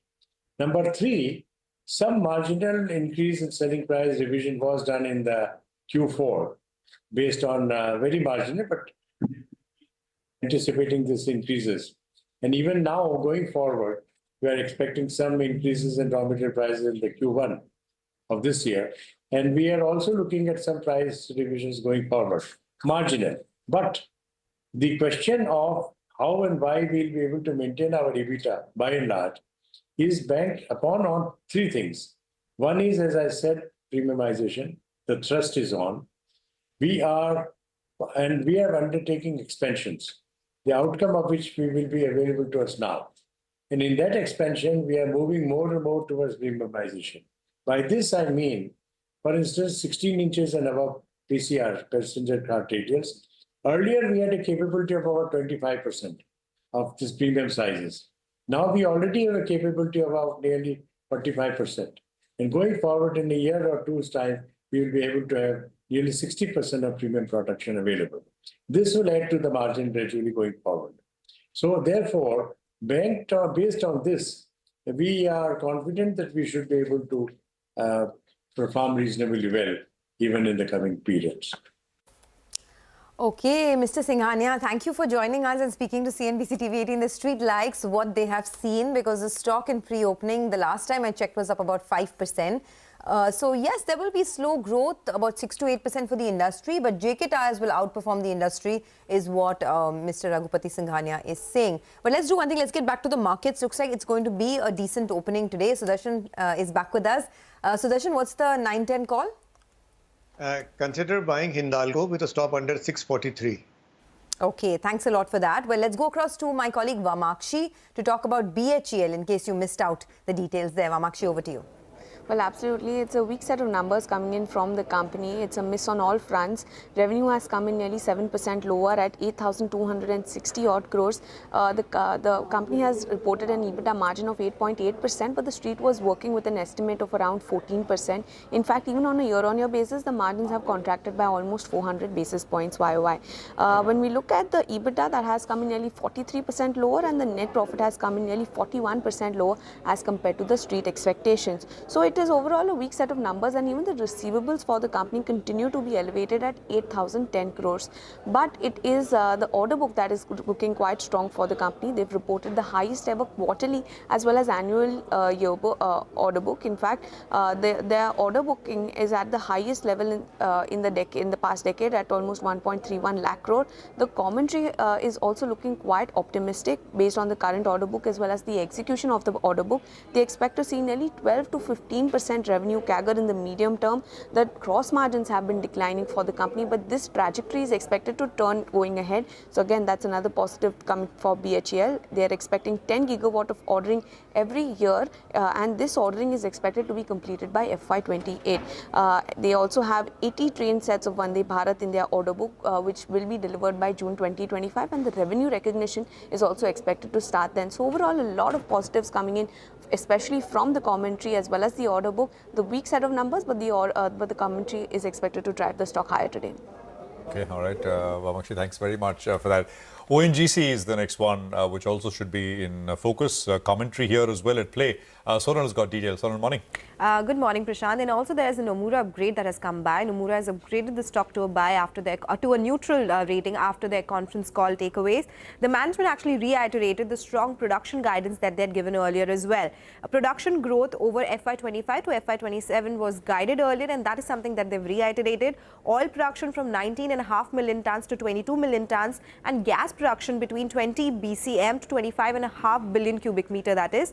The incremental gas production is what is important because there's a lot that is coming in from new fields, around 2.8 BCM from KG Basin, 1.5 BCM from Daman field, 0.3 to 0.5 BCM along the Urja Ganga and the Indradhanush pipeline. On the back of this, they have raised their consolidated EBITDA estimates by 5% and FY26 EBITDA by 14%. They're factoring in higher gas prices for these difficult fields as well because there's not been much change there.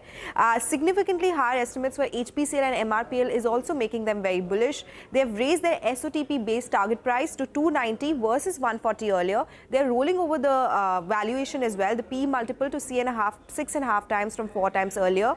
They say that ONGC will also benefit in coming years from favorable cess and royalty structure and freedom from windfall taxes for the difficult fields, that is the KG Basin.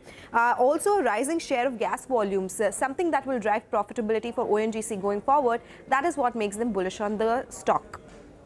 All right, Sonal, thanks very much for that. So that is ONGC in focus. So ONGC, Coal India, you know, but it's not just that, right? I mean, it's a long list of public sector names which I think which have been in focus. Metals were all the rage yesterday. Hindalco, even the steel names like Tata Steel and JSW Steel ended about 4% higher. And then, of course, you've got all these sort of, RVNLs and Aircons and SJVNs of the world. BEL was a big mover yesterday. So this is where, if you want a spot momentum, yesterday, of course, it was found in metals and it was found in PSUs, so as to speak.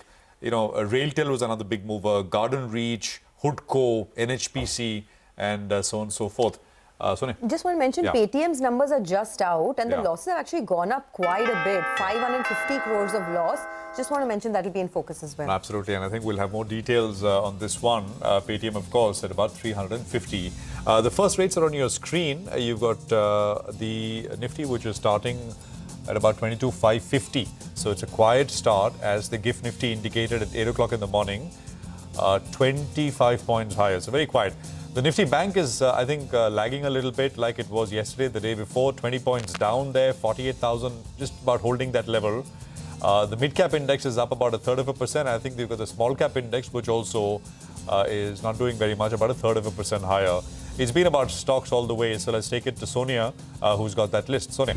Well, thanks a lot for that. So it's a decent opening for the market, as you pointed out. So up almost about 25 odd points right now. ONGC is really the one that I'm looking at this morning, considering the kind of up move that ONGC is expected to see. Remember, it's had a big rally this year. It's up almost 35% this year. And Nomura has upgraded ONGC to a neutral, raised the target price to 290 on the stock from 150 earlier. So this is one stock that's climbing up. In terms of result reactions, I want to look at Tech Wabag. The stock is down about 1%, but it is in this water treatment space, which has been buzzing quite a bit. The stock is up 60% this year already, and it's guiding for 15 to 20% compounded growth rate over the next 3 to 5 years. In fact, 62% gains in the past 6 months alone. So a little bit of profit taking is what you're seeing there. Apollo Tyres is the other one. In pre-opening, it was up almost 4%. Sources indicating that Warburg Pincus will be selling its stake in Apollo Tyres, up 5% right now. So keep an eye out on this name. BHEL, the earnings missed estimates, but the commentary was strong. But the street is giving it a thumbs down. The stock is down almost about 5.5%. Metropolis, Amira Shah will be stepping down as a managing director, will become the executive chairperson. But the street likes the numbers. So Metropolis is up almost about 1.5% right now. PI Industries, it's actually zooming right now. Revenue growth has slowed down to 11% year on year. The EBITDA, though, is quite strong, up almost about 29%. Hitachi Energy is the other one that I want to look at. Big moves coming in 6% higher. Strong earnings, revenue growth of 27%, solid order execution. So this is one stock that's looking pretty good this morning. JK Tyres, it has been a mixed bag, but the fact that the company, Dr. Raghupati Singhania, came out here and spoke to CNBC-TV18 saying that things are improving, especially on the export front, and they are looking to outperform the industry. The street likes that. 9.5% higher now on JK Tyres. The margin growth was also very strong, by the way. 280 basis points year-on-year growth in the margins at 13.5%. I'm also looking at two companies that will be reporting their numbers today. There's Sun Pharma and Nykaa. Sun Pharma is down about 0.5%. Nykaa will be reporting its numbers later in the day as well. And just a quick look at Paytm, because the numbers came out just a while back. Losses have piled up for Paytm. It has been going through problems of its own, but the stock is down about 0.5% right now. But for the market, not bad actually, after the kind of stability that we saw in the last couple of days. Nifty hanging on to 22,530. The advanced decline ratio is positive, which is a good thing, but lots of individual stocks in focus. Nigel, back to you. All right, thanks a lot for that, Sonia. Well, let's focus on a couple of big movers today. Hitachi Energy, well, yeah, that's the result of the day, actually. The stock is still holding with a gain of close to around 6%.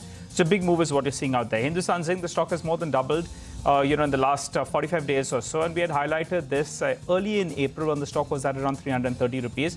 So if you're enjoying the ride, good on you. But just one word of caution out there, that the free float in the market is less than 2%. So, you could get whipsawed on either which side. For the time being, it's on the upside. So if you're enjoying the ride, then good on you. But keep that word of caution in mind. Gulf Oil Lubricants, that's one of the top winners in today's trading session. The stock is up close to 7%, so keep an eye out on that one. IRDA, on the back of high volumes, that stock as well is up close to around 2%, so that one comes on your radar. Another big volume mover today is Easy Trip, so all those stocks on your radar on the upside. On the flip side, GSFC, the stock is down more than 5%, so that's getting clobbered in trade today. Tilaknagar Industries, so that's another stock I think that's reacting to its number, so that one as well is getting smacked, down more than 5%. Maharashtra Seamless, well, we'll have the management in just a bit to talk to us about why the operational performance was weaker. Q3 was a high base, but that stock as well is down close to around 5%. And Global Health is the last one that's trading in the red. So quite a few of these names, moving in either which direction.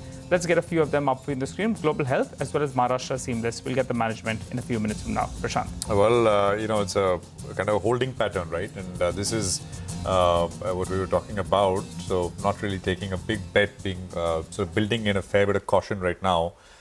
The PSU space continues to buzz, and we were talking about this right before open. So RVNL, the biggest volume-led gainers are all these names. RVNL is up 3.5%, NHPC is up 4%, IRIDA is up 4%, SJVN is up 3%, RailTel is up 4%. This is the top volume-led gainers list across on the NSE. Oh boy, Hindustan Zinc, 20%. I think Nigel mentioned that 20% yesterday, 8% this morning. That is, if there ever was a definition of a supersonic rocket, that is it. And what an absolute stunner of a move coming through. And by the way, this year, and we're still not sort of halfway through into 2024, stocks up 150%. So that is the extent of the move in this name. Float, of course, is, we've always highlighted, is low, very, very low for Hindustan Zinc, free float. What else? Adani Power is up about 3.5%. Big volumes as well at this point in the day. Action Construction comes up with a 3% pop. Metropolis, I think we did mention earlier here, 6% higher. And, D-Mart is up about 3.5% as well. Market breadth is pretty solid. It's about 2.5:1 in favor of what's up. BHEL remains the top volume-led loser right now. It's down 4%. Of course, stock's done very well. Numbers disappointed, although the management commentary was good, but the market is paying attention to the numbers at this stage, at least, right at the words go. What else? IEX is down about 2.5%, and there is a few other stuff. I think Brigade Enterprises down 2%. Medanta is a disappointment. Numbers disappointed for the Lucknow hospital. So the overall numbers were a little subdued. Was down yesterday, and I think it's down another 5% this morning. That's a large hospital company.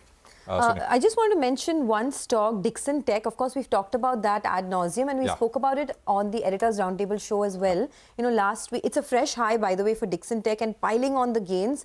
Last week, the company told us that from 7 million displays for mobile phones that they're manufacturing currently, they're going to head to about 30 million by the end of FY25. That's been their guidance all along, but that's a 4-time jump that they're expecting to see this year. So the street is definitely liking that quite a bit. And, a couple of other stocks, there are a lot of stocks that are hitting fresh highs. IRCTC is another one that's been hitting fresh highs, and the stock IRCTC is now up almost 30% this year. Been a big mover. So many of these names, Dixon Tech, Avenue Supermarts, BEML, all the earlier erstwhile favorites are now coming back into the market. Absolutely. And, this is a good-looking screen. If you assess the market and judge the market by stocks, it's not bad at all. If you want to look at the index, then you probably sort of give it a big yawn and say, well, not very much is happening. It's just about 5-6 odd point change. But I think that would be the wrong way to look at things because, after all, it's all about specific names here, which are in focus. We have Ramesh Mantri, who is with us, Director of Investments at White Oak Capital. He's coming on for the first time on this slot. Ramesh, it's good to see you. Good morning, Prashant this side. Thanks for joining us here on CNBC-TV18. Ramesh, so how are you and your team thinking about this? Clearly, we're in a bit of a wait-and-watch mode. It's a big event. It'll come and go, but nevertheless, you've got to sort of cross that, right? Which is the election result.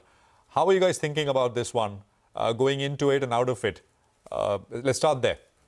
See, first of all, we are no election specialist or political specialist with a very strong view on what happens. We are just going with the broader consensus view that, whatever the general market belief is, what is going to play out. And hence, we are fully invested as we go into the election results. So our view is don't change anything, wait for the election results, and then take a fresh view of the situation.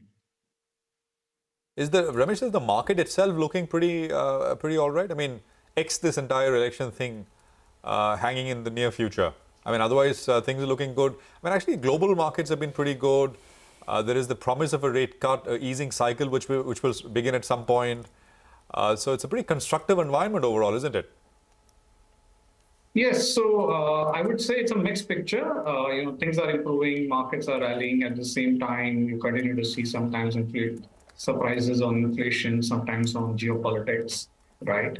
So, I think the India picture is a lot more sorted than globally. I think India, the earnings season has been slightly weak this time, but this is more because government spending has been weak going into the elections. And hopefully post the 4th June, that spending pipeline will open up. So otherwise, the domestic picture is a lot more, clearer than the global picture. Okay, domestic picture is a lot more clearer than the global picture. For now, at least, you have the mid-cap end of trade, which is looking very good. So broader market traction is picking up. Ramesh, hi, good morning. Good to see you in. Tell us about your new Special Opportunities Fund. What does it entail? What are you guys looking at? Yeah, so the whole idea of the Special Opportunities product is to, take a, look at all the special situations that emerge in the Indian market, and also to take a slightly contra view to our general style of investing. So this is going to be more opportunistic because you are going to be contrarian in many of the positions. It's going to be more value oriented than our typical style is. So this is going to be a product with slightly higher volatility, but hopefully will perform differently from our other products, and hopefully will deliver better returns over the long term. Interesting one, Ramesh. Good morning and good to see you on the show. Nigel on this side. You want to give us a sneak peek? What all could feature in that list? You have a couple of banking names that have underperformed. You have some FMCG names that have underperformed. I don't know. There's a long list out there. And there are big outperformers as well. But since it's a contra fund, you want to give us some kind of a sneak peek? Yeah. So interestingly, this fund is getting invested on 4th June after the election results are out.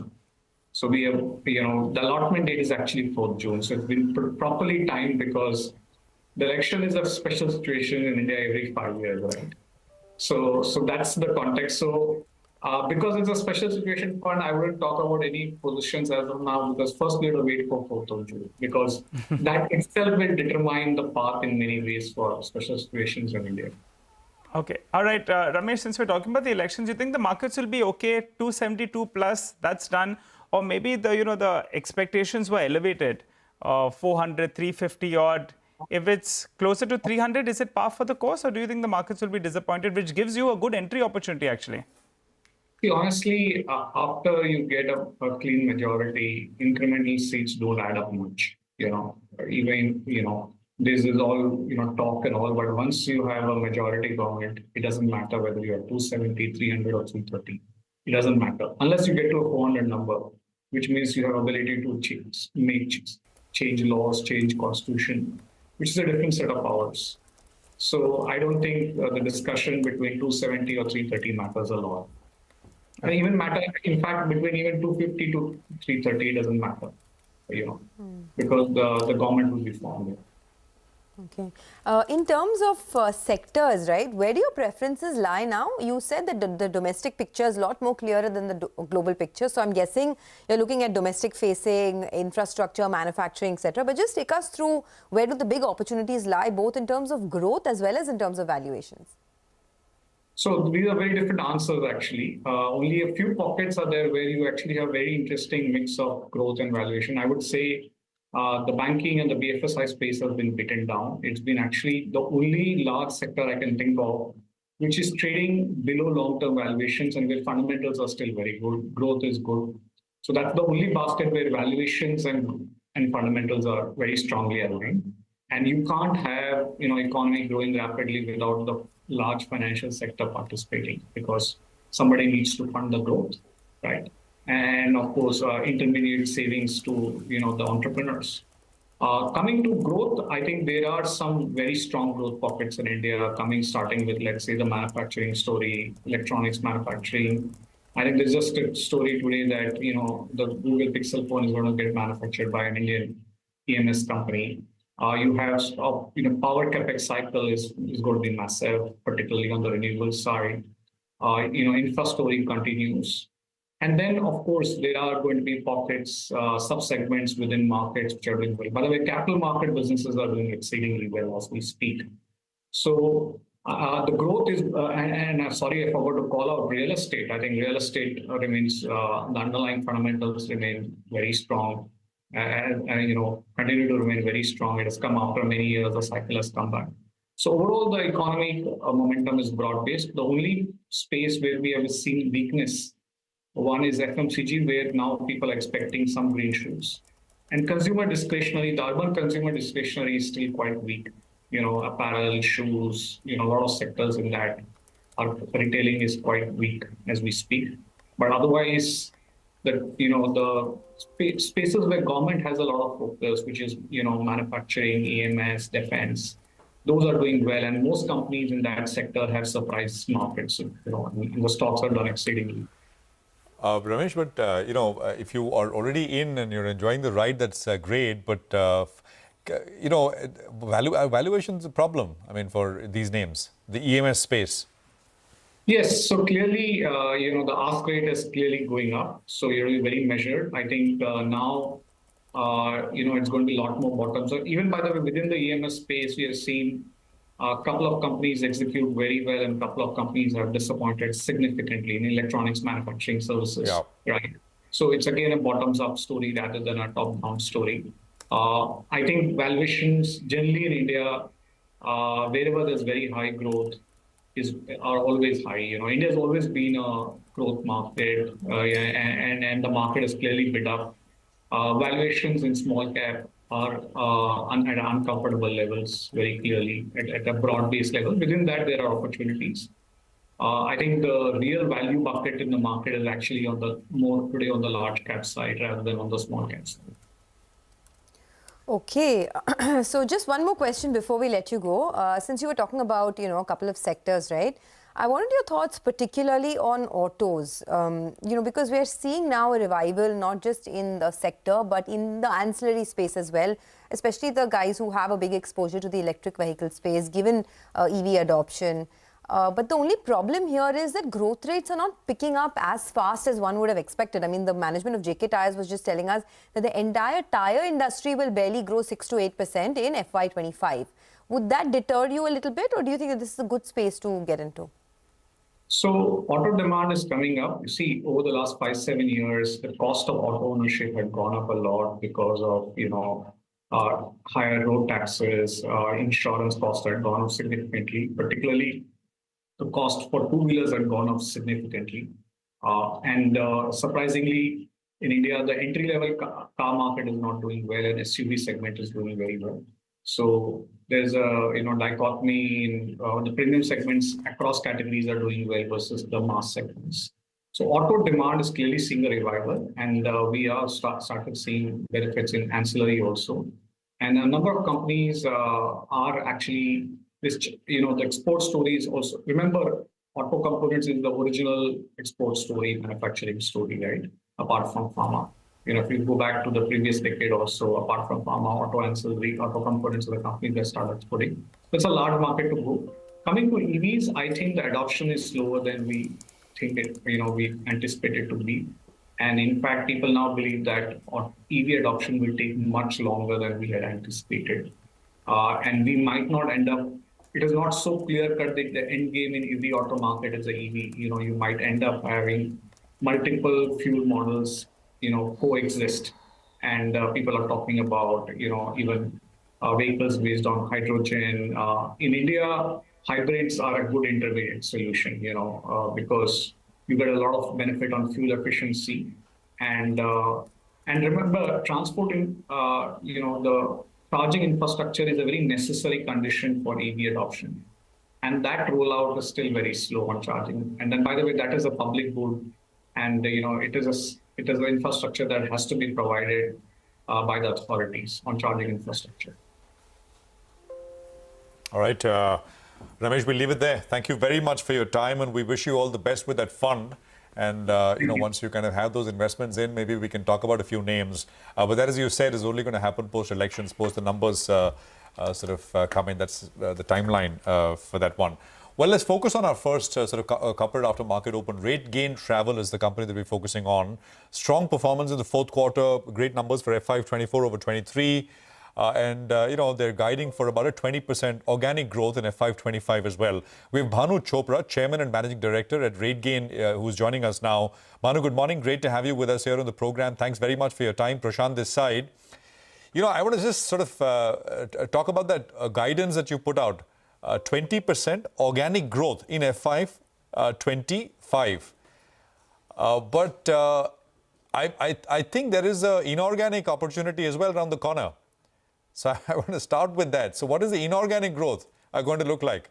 Total growth going to look like? So good morning, Prashant. So as you're already aware, we are an acquisitive company and M&A is a big part of our strategy.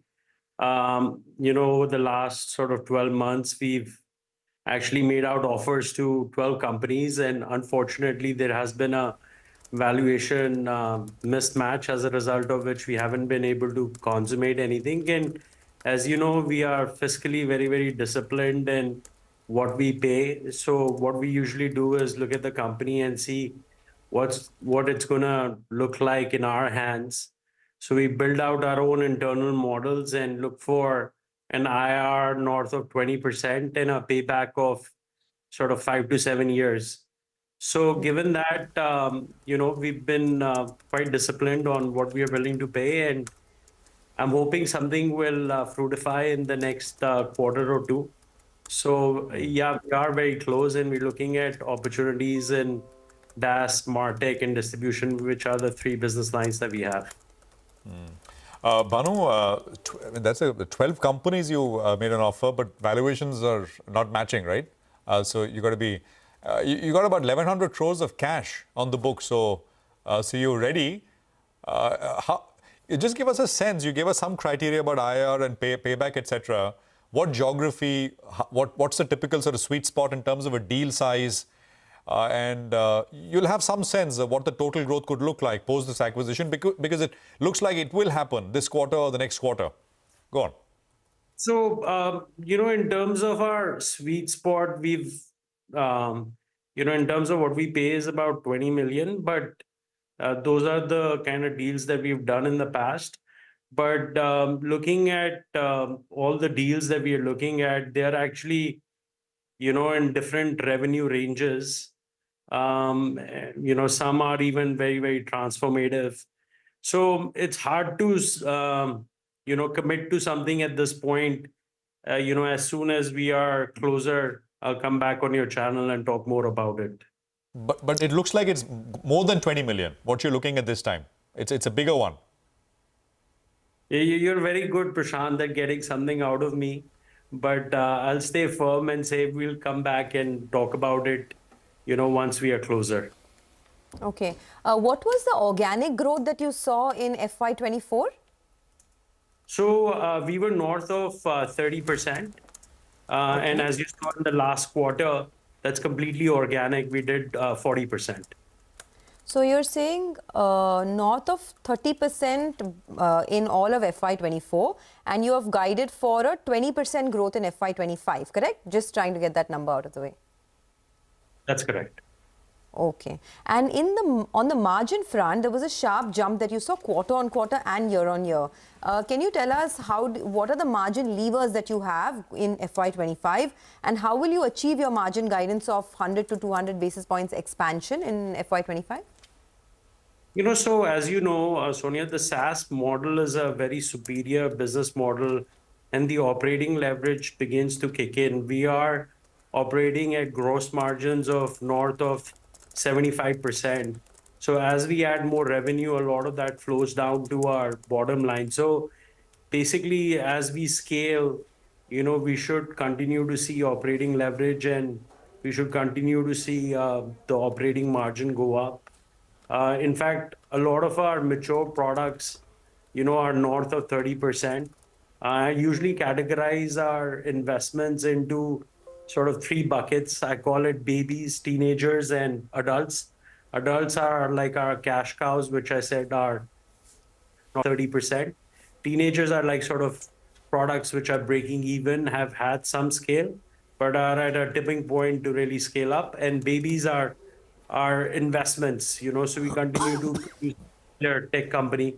we continue to produce babies, and we invest in new products that we see have an opportunity within our customer base.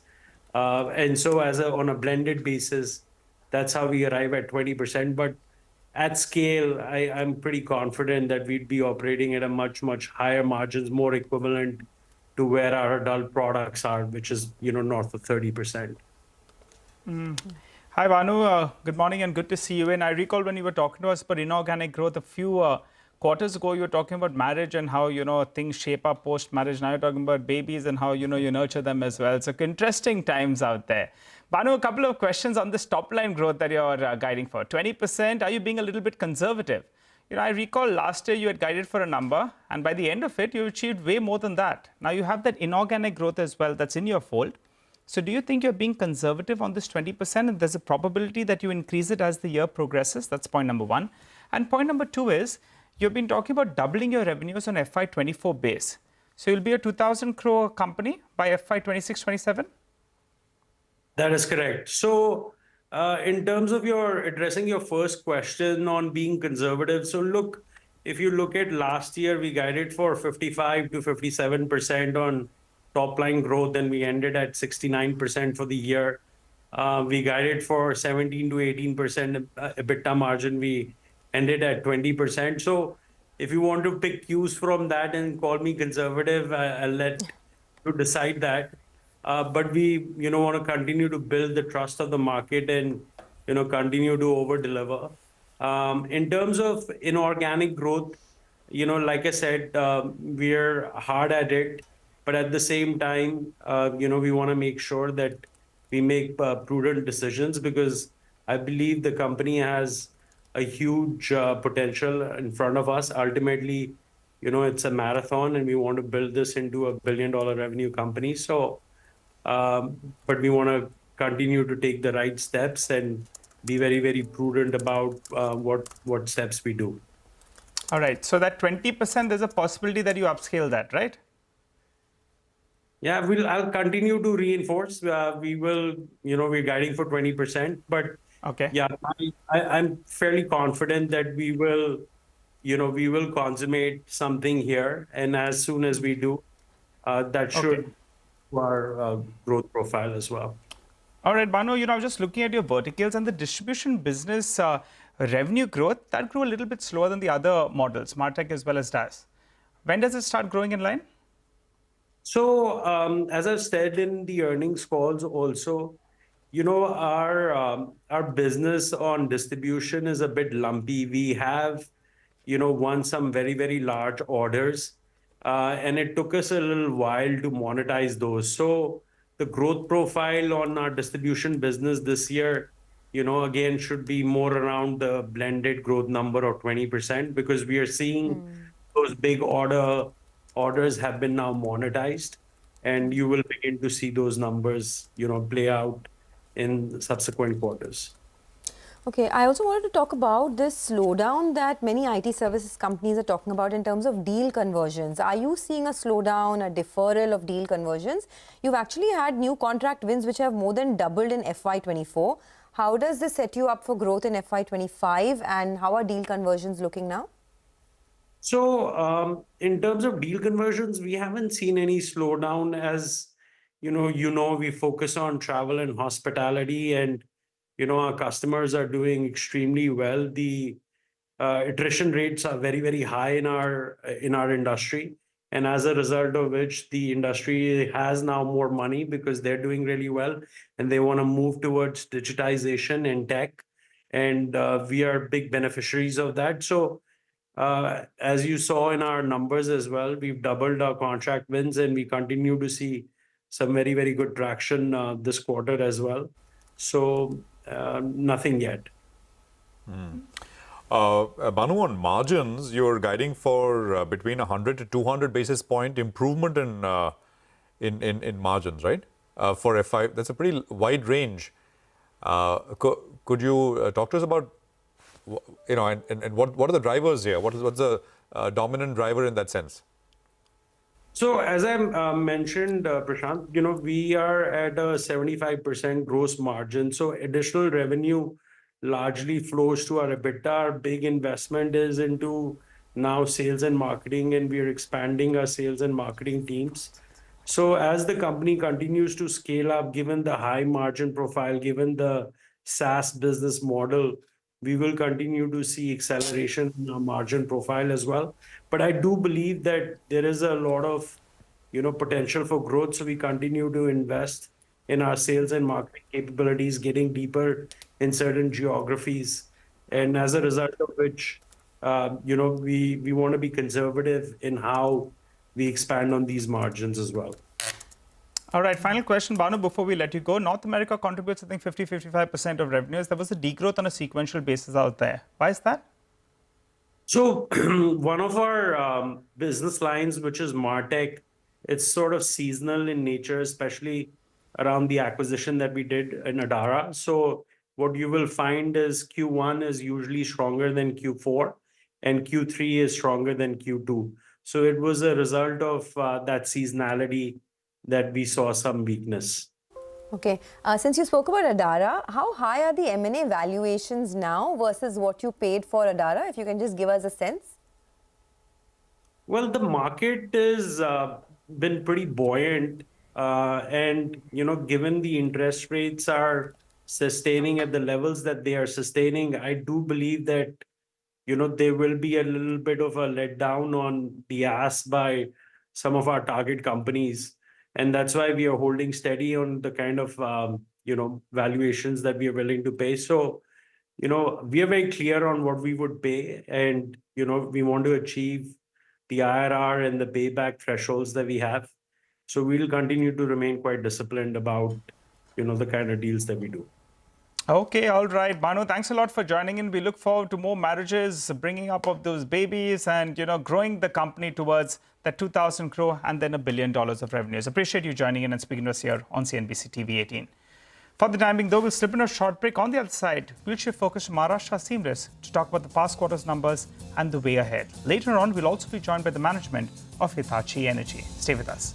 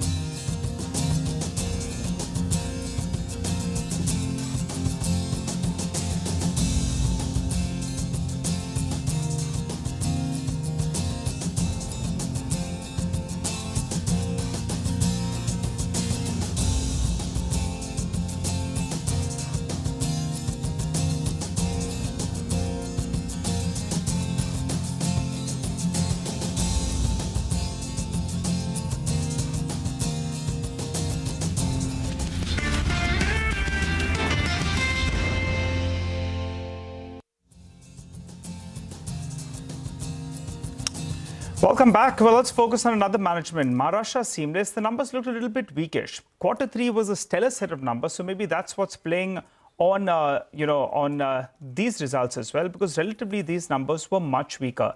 The stock, however, has corrected more than 20% from the recent peak, telling you that the street was bracing for a rather weak set of numbers. Mr. Kaushal Bengani, the Deputy General Manager, joins us on the show. Hi, Kaushal. Good morning, and thanks a lot for joining in. Well, for the markets, we track two basic numbers. One is on the volume front and one is on the EBITDA per ton front. Could you tell us for both the verticals, what kind of volume growth are you looking at on the ERW as well as in the Seamless division?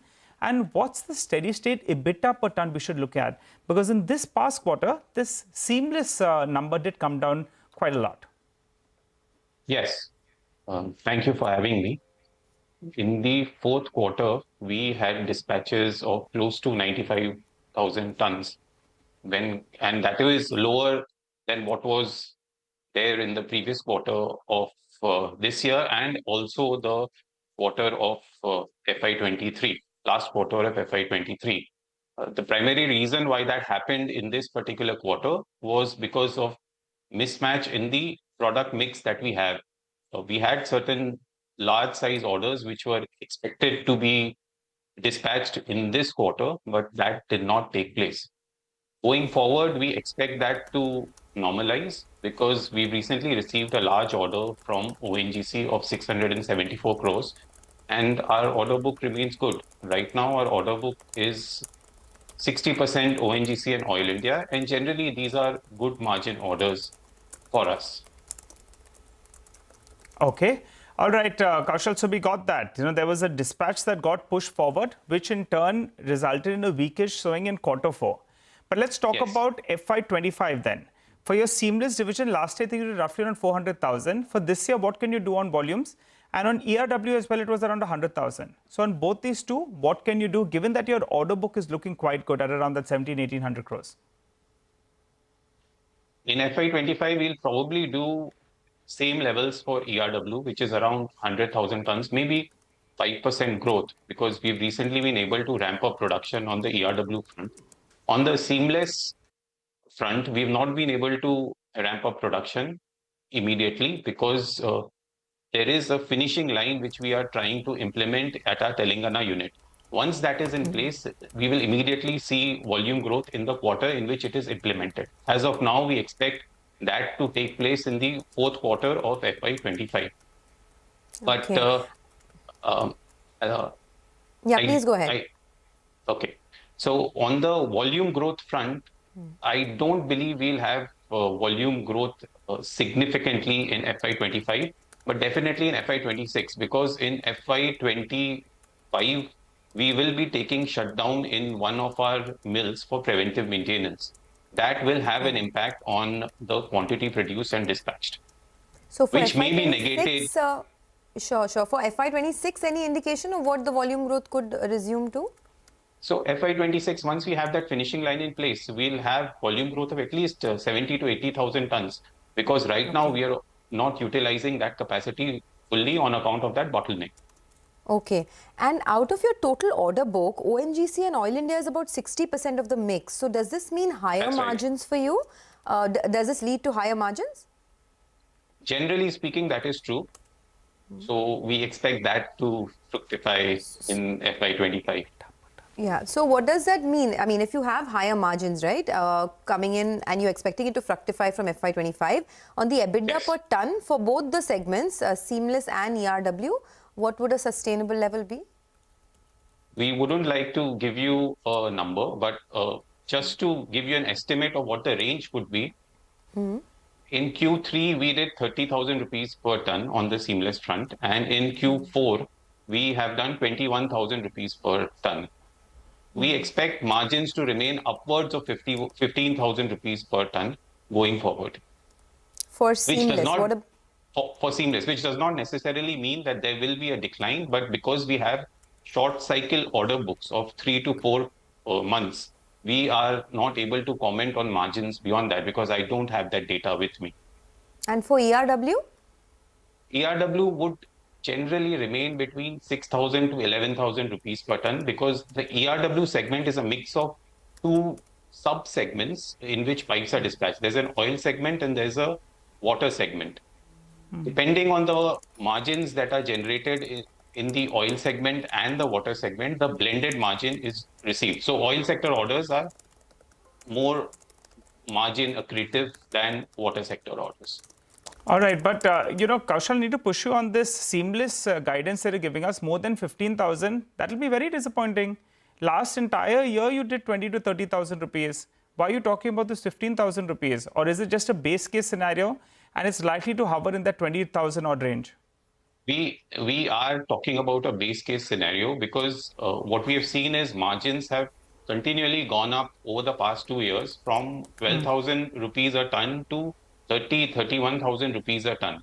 So because I don't have data for the rest of the year and we operate on a short cycle order book position, we would not want to give guidance more than 15,000 rupees per ton because that's the base case that we want to work upon. Got it. Okay, rigs is a small part of your business. The EBITDA last year was around 50 crores, but there has been some repricing of rigs. So will it contribute much more for this year, or should we be working with a number closer to what you've done in the past? And also, since things are looking up, any Any plans of selling this rigs business? Yes, on both the points, the rigs was repriced in May 2022. Unfortunately, the tender for the rig was submitted prior to the Russia-Ukraine war, which meant that the effect of the repricing was just missed. Because immediately after the Russia-Ukraine war in February 22, when new tenders were released, they went up as high as 80,000 rupees per day on the rig rental front. However, since the tender we had submitted was prior to the Russia-Ukraine war, when the rig was redeployed on a new contract in May 22, it was at 38,000 rupees per ton. EBITDA of 50 crores is what you should be projecting going forward, because it's a 3-year contract which will conclude in May 2025. Oh, okay. And any plans of selling it? We do have a thought of taking the rig out from Maharashtra Seamless, but that is subject to board approval. So we've not yet started working upon it, but it's a thought which has been constantly been communicated to shareholders, and towards the end of the contract, we'll be looking at it. Okay, all right. We will leave it at that. Thank you so much for joining in. We got lots of information from you. All the best for the quarter to come. That's Maharashtra Seamless. Their margins have expanded this time around, and but the stock, by the way, is under pressure, down almost 5.5%. But let's focus on Hitachi Energy India now. The stock is reacting to its very strong performance in Q4. Revenue saw a good growth, margins have expanded, order inflows have surged. N. Venu, who is the Managing Director and CEO of Hitachi India, joins us now to talk about that. Mr. Venu, thank you so much for joining in, and congratulations on a good set of numbers. I want to start with the margins, because you had guided that you will reach double-digit margins in FY25, but you've achieved that in FY24 itself. Can you tell us, with metal prices moving higher, will you be able to sustain margins at these levels? And if yes, do you have any more levers to, grow your margins further in FY25?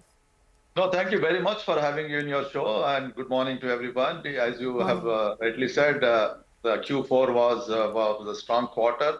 Our revenue, orders, and everything has really grown double digits, and that has, with the high revenue growth, has also helped us margin accretion and margin expansion. And our business is what we call as both the long cycle as well as a late cycle business. And while quarter on quarter comparison is absolutely okay, but we always look at midterm to long term view on that. If you really look at the whole of FY23 financial year, our EBITDA margin was 6.7%, and we have improved 100 basis points compared to the previous financial year in that. So the direction is that to improve the margins sustainably, 10% EBITDA level is what we are looking at it in that. So our guidance has been that we enter double-digit margin by end of FY25 is what we are looking at it. And we need to do a lot, and we're going to do that both in terms of our base orders, in terms of our service, and in terms of our exports. So these are the levers we are looking at it. I fully agree with you that the metal prices are going up. So we are taking all the necessary actions to see that our portfolio is shielded from that. We have a very strong order backlog of more than 7,200 crores, and that give a very good visibility of revenue and also margin out of that in the coming quarters. So will you be taking any price hikes in order to push the higher metal prices to consumers? Is demand strong enough for you to pass on prices? We will definitely, case to case basis. We have been very actively and transparently. We are working with our customers, and then we wherever we need to push it, we will be able to give this price increase to our customers. But bulk of our portfolio, what we have is also variable prices, so that way it will be shielded to some extent at least. Okay, so there's this continuous kind of rolling price hikes, which you pass on. So it's variable contracts, not fixed price, right? Mr. Venu, hi, morning, Prashant here. Hi, morning, Prashant. So the segments you operate in, the demand, of course, looks very, very strong.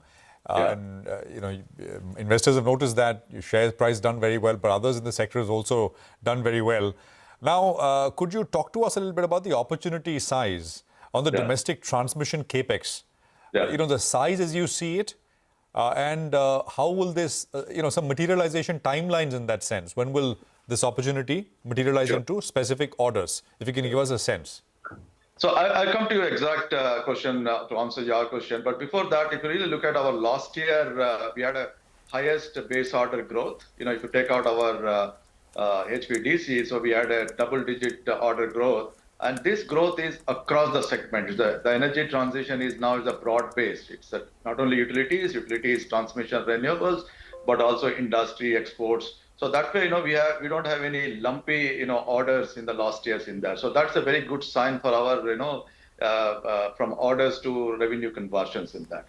So coming back to your question on that, Prashant, is that, if I take only one segment, that is interstate transmission, which government has set itself ambition of 500 gigawatt of transmission, which will give you approximately 2.4 lakh crore, which is the is the estimate from the budget from the government start 2.4 lakh crore of the investments in that, right? So our addressable market in that is approximately anywhere between 40%, 35 to 40% in that, depending upon what kind of projects, HVDC, STATCOMs, transformers, etc. in that. And the timeline, as you know that this is a lot of acceleration is happening in that. Bulk of this ordering, in our view, will happen in the next 2 years' time in that. Of course, there also will be some tailwinds going forward to the third, fourth year. But if you really want to reach the 2030 target, our view is that bulk of the ordering should happen in the next 2 years or so. Okay. So that's quite substantial order flows we expect. Right. Okay. Could you so you operate? So you said the interstate transmission market about 2.4 lakh crores. Yeah. You operate in within 35 to 40% of that of the value chain, about 1 lakh, about a lakh odd crores, right? Right. Exactly. And you're saying that ordering will happen, bulk of it will happen in the next 2 years or so. Right. If you really want to reach the target of 2030 target, so the bulk of ordering should happen in the next 2 years, or some of them can spill over to third year. Could you give us a sense of what kind of numbers you're getting? I mean, you're in obviously constant touch with people on the other side of the table, your counterparty in that sense. Could you give us a specific, not exact numbers, but in the ballpark, what should we expect over the next 2 years in this space? Right. I know, you know, Prashant, very well. We don't give any forward-looking statements on that. But what all I can tell you that, in anticipation of the demand, tailwinds, especially driven by the energy transition, we have taken a lot of actions in ramping up our expansions, ramping up, building up the new factories. For example, we have opened a year before, Greenfield HVDC factory in Chennai, and we opened another Greenfield factory in Bangalore for the power quality. So all these things would help us in a better position to take our decent market share in those orders, and that's where we are gearing up. And in our view is that, as I said in this channel, and I continue to repeat for the sake of repeat, if the market is growing X, we want to grow higher than the market because we have taken a lot of actions and we have a full portfolio. And we also said 85% of what we produce globally, we also manufacture locally in our 19 manufacturing factories. And that would be a big support for our customers in ensuring that we supply in an uninterrupted way on this very important energy transition related portfolio.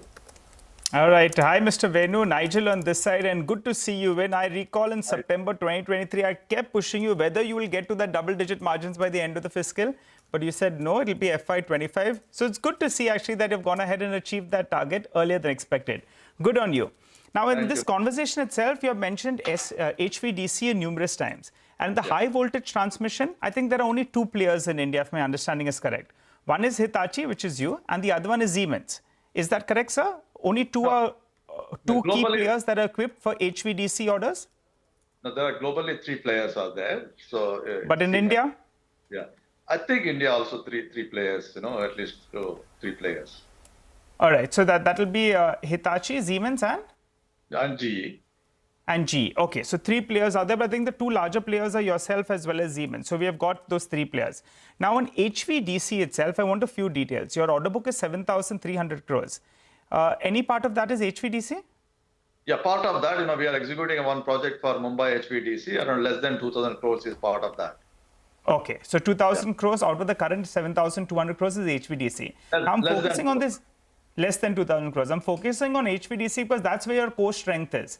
And as you told us as well, there could be a higher number of orders coming in from HVDC in comparison to what we have seen in the past, which is where the opportunity comes for you. Now, we're looking at a couple of brokerage notes, and they are factoring in one HVDC order per year that amounts to around 4,000 to 4,500 crores for the next 2 years. Is that a fair estimate? Nuvama is the brokerage note that is written, by the way, on that. Is that a fair estimate? One order you could win in the next year, 25 and 26? What I'm saying is that I also exactly told in the same channel that previously India used to have a one HVDC project for every 4 to 5 years. Yes. So from there, the market has moved to have at least one HVDC project per year. So that's the market available in that. So from one HVDC per year, our focus is that in the next 2 to 3 years, the need to have at least 2 HVDC projects per year in that.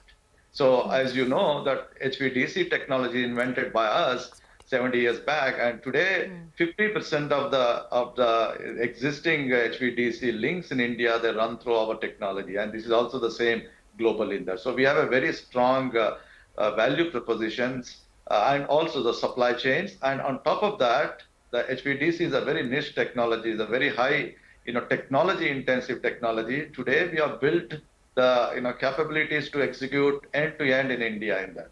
So that's Mr. Venu, we are aware of all that, sir. We are aware of most of that, and we get your justification. But I need to get this out of you. One HVDC order per year is what you could win. Is that is that a probability? It may or may not happen, but is that the target that you'll have? The market is available, and we will definitely look forward to that.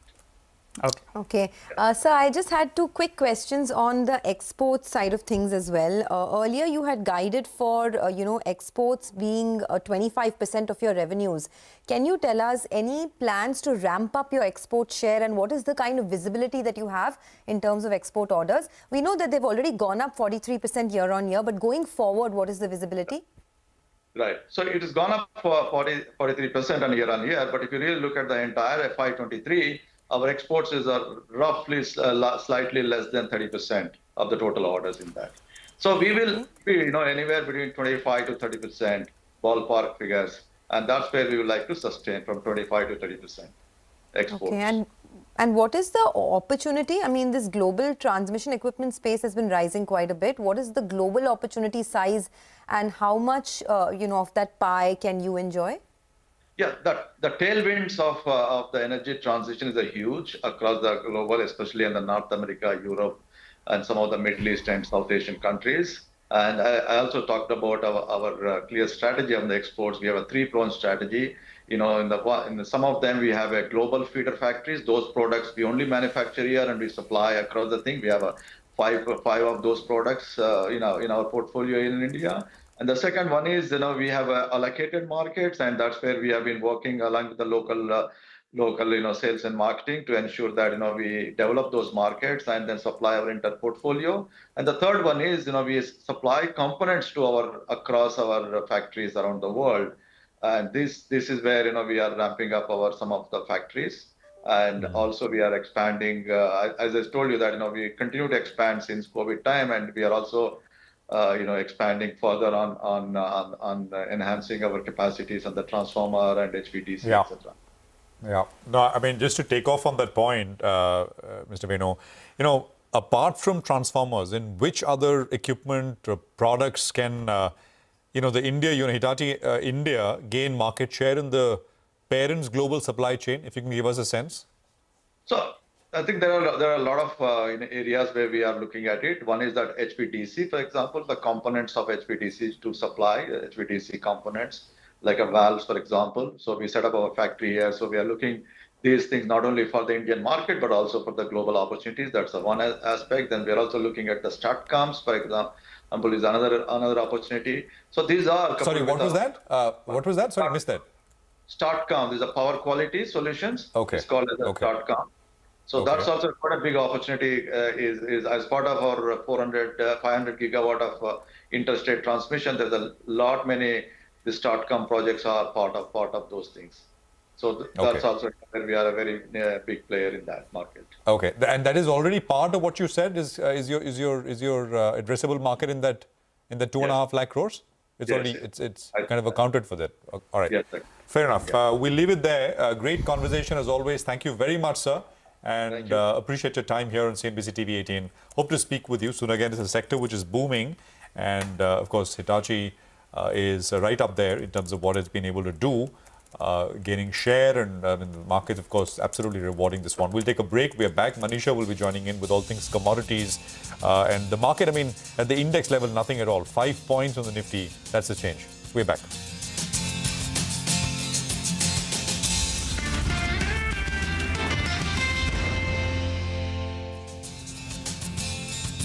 They have got to incentivize the private people from going there, give them a special status, for example, which was given, now they are given to semiconductors, etc. Why not recognize healthcare as a good industry in which the government can help us?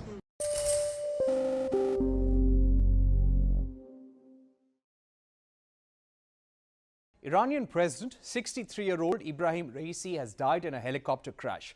Raisi, along with Iran's Foreign Minister Hossein Amir Abdollahian, East Azerbaijan Governor Malik Rehmati, East Azerbaijan Imam of Friday Prayers Mohammad Ali Hashim, and security officials were on board a Bell 212 helicopter which crashed in the mountainous terrain of northwest Iran. The accident took place 30 minutes after President Raisi's chopper took off after the inauguration ceremony of Kiz Kalasi Dam on the Iran-Azerbaijan border. He was often referred to as the Butcher of Tehran by activists for being one of the 4 judges who oversaw mass executions of thousands of political prisoners in 1988 after the Iran-Iraq war.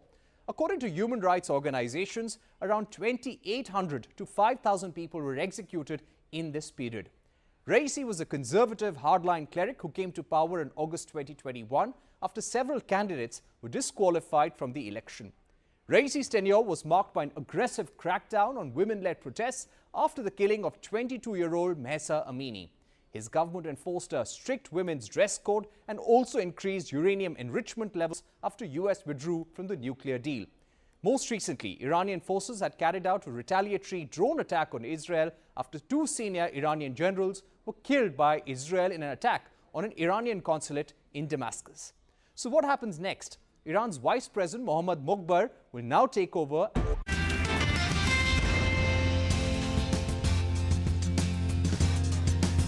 All right, if you're wondering what's happening with the market, nothing much really. It's very, very quiet right now. But the good part is we're hanging on to the levels of 22,500 and the Sensex is up about 100 odd points. But let's do one thing. Let's get you a quick update on what's happening in the world of commodities. Manisha Gupta is here with us. Manisha, over to you.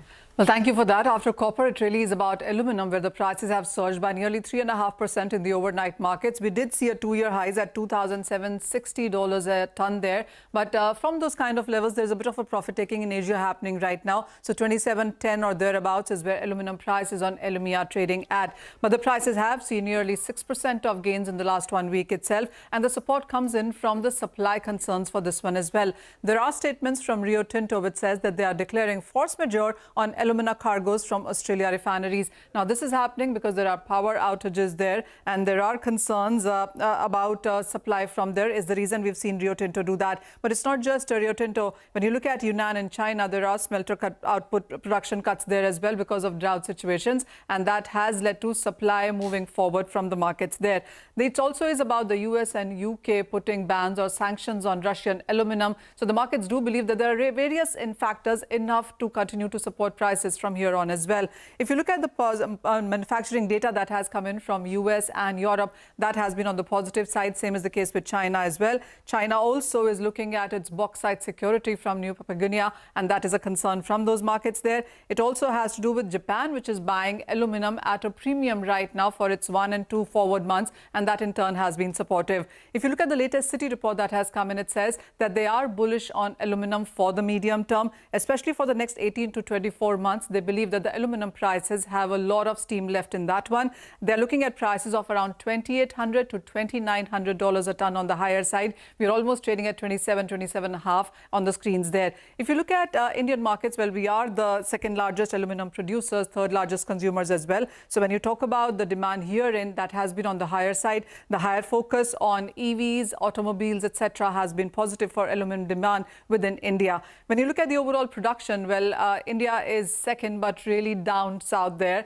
China produces almost around 82 million tons of aluminum. That was the number in 2023. But when you look at the India numbers there, we stand at around 7.3 million tons. So we really are the fourth one right now in the market there. When it comes to per capita consumption as well, here as well, the Indian numbers are quite on the far side. The world average is 12 kgs per capita per annum. China stands at around 31.7, while India stands at around 4.5. So the market believes that India production and consumption numbers could be going higher as far as aluminum is concerned.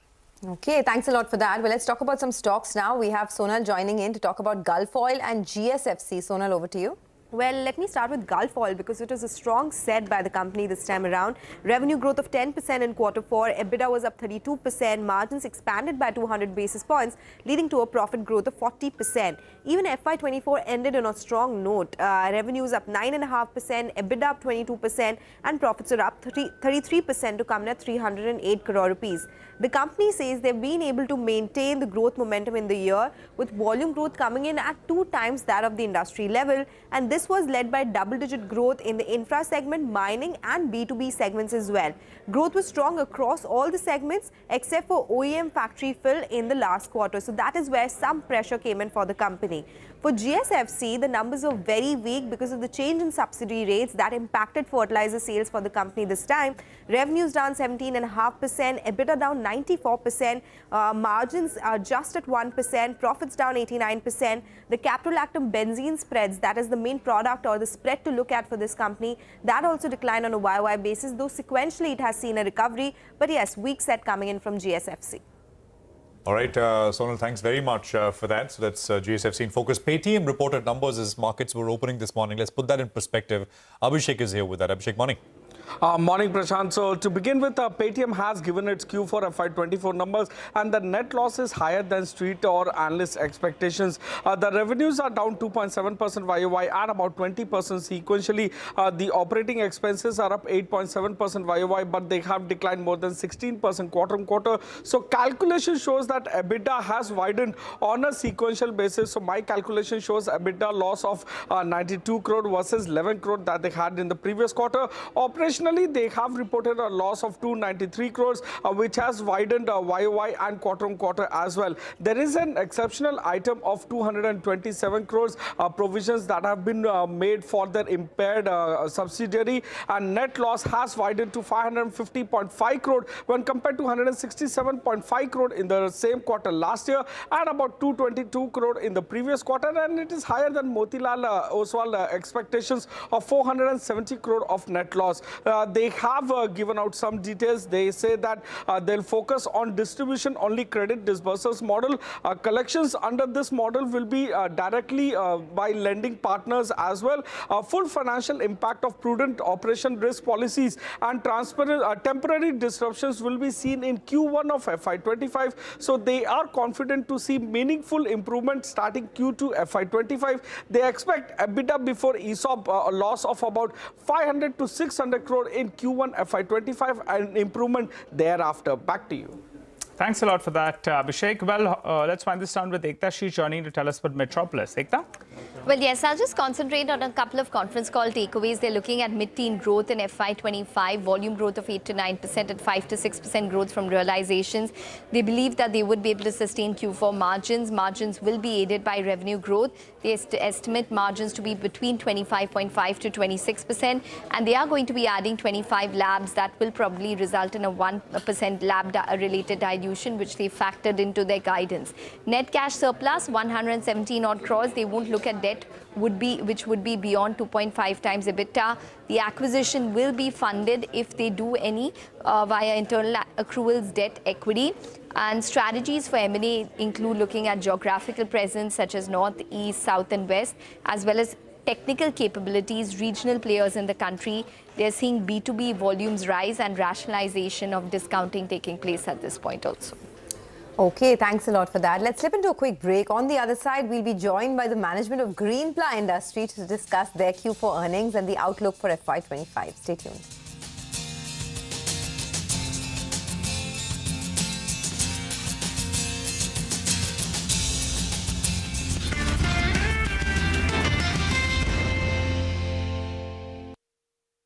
President.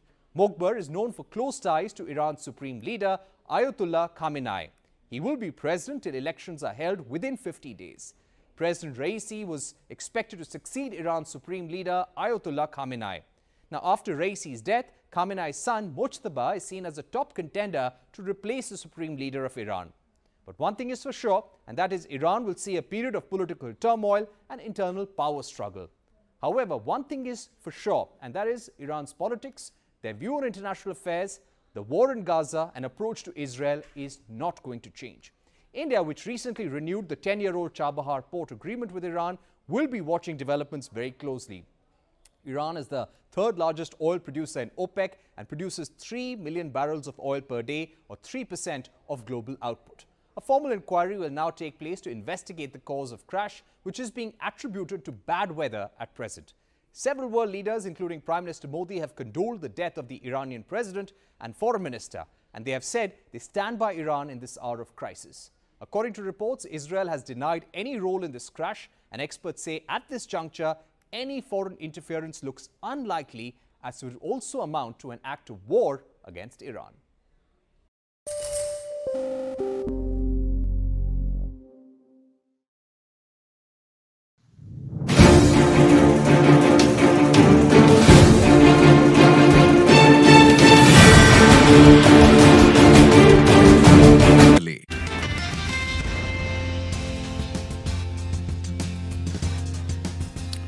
Welcome back. Well, I think the stock you should be focusing on is BEL. Upasana sent us some of the con call details, and that explains why the stock has seen a big recovery from the low point of the day.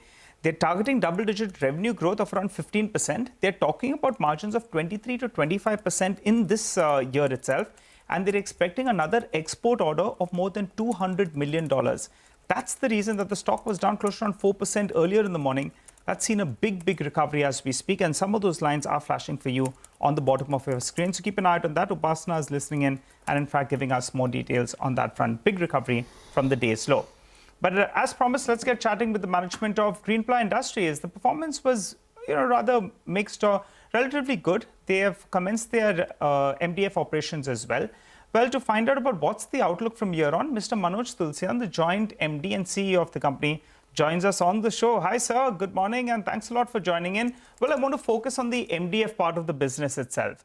What can you guide for on this business in terms of volumes? I think last year you did around 125,000. For this year, what could it be on revenues as well as on the margin front? Please go ahead. Hi, Nigel. First of all, good morning, and thank you for having me on the show. It's always a pleasure meeting you. In terms of MDF volume, this year we are targeting to touch anything beyond 200,000 CBM. And the subsequent year also, then we can build up almost a 20 to 25% volume growth on the same. Okay. And margins on it, what will it be? Mid-teens?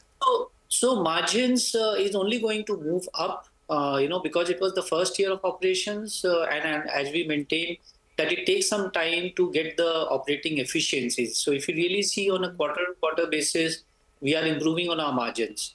I think for the full year, this fiscal, we should be in upward of 16%.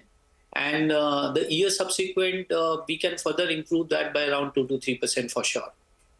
Okay. Manoj, hi, good morning, and thank you for joining us. On the plywood business, what kind of growth are you hoping to see in FY25? What are the realizations looking like? Can you build on to them this year? See, in terms of growth, last year also we maintained around, anything between 8 to 10% volume growth. We ended up somewhere around 8.6% as a volume growth. We don't have industry data to really understand that, how the plywood market is behaving. But I'm assuming for all the recognized players and the branded good players, there is a good market, good traction, going forward, and all the type of reform measures which is happening is only going to help players like us. So at this point of time, I maintain, anything between 8 to 10% as a volume growth. In terms of margin, for sure, I think, we have hit a rock bottom. Last full year, if you truly see, it was very difficult to pass on the raw material price increase to the market. But I think the market has more and more, with a time lag of 4 to 5 quarters, they have been able to absorb that. And we are strategically looking at, increasing or correcting prices in various markets. Coupled with that, I think, if we are also concentrating on improving our sales on the premium segment. If that also happens, then for sure the margins will improve. So you're saying margins have hit a bottom in the plywood business and they'll improve going forward. So what are you looking at? By when do you think you can get back to double-digit margins? Will it be in this year itself, FY25? I think, Sonia, this year I'm not very sure, whether it will go to double-digit. Yes, internally we are taking that as a target, but it's too early to say. But for the next year, for sure, I feel, 10% margin plus is something in this business is doable and sustainable also. So, and we will only be inching up. Also, what happened is last 1 year, if you really see, we increased our ad expenses. It has almost gone up on the same period basis by 1.1%. So that is something also which will slightly taper down, not my absolute investment, but now that I have a new line of business, there will be some amount of ad expense apportioned over MDF also.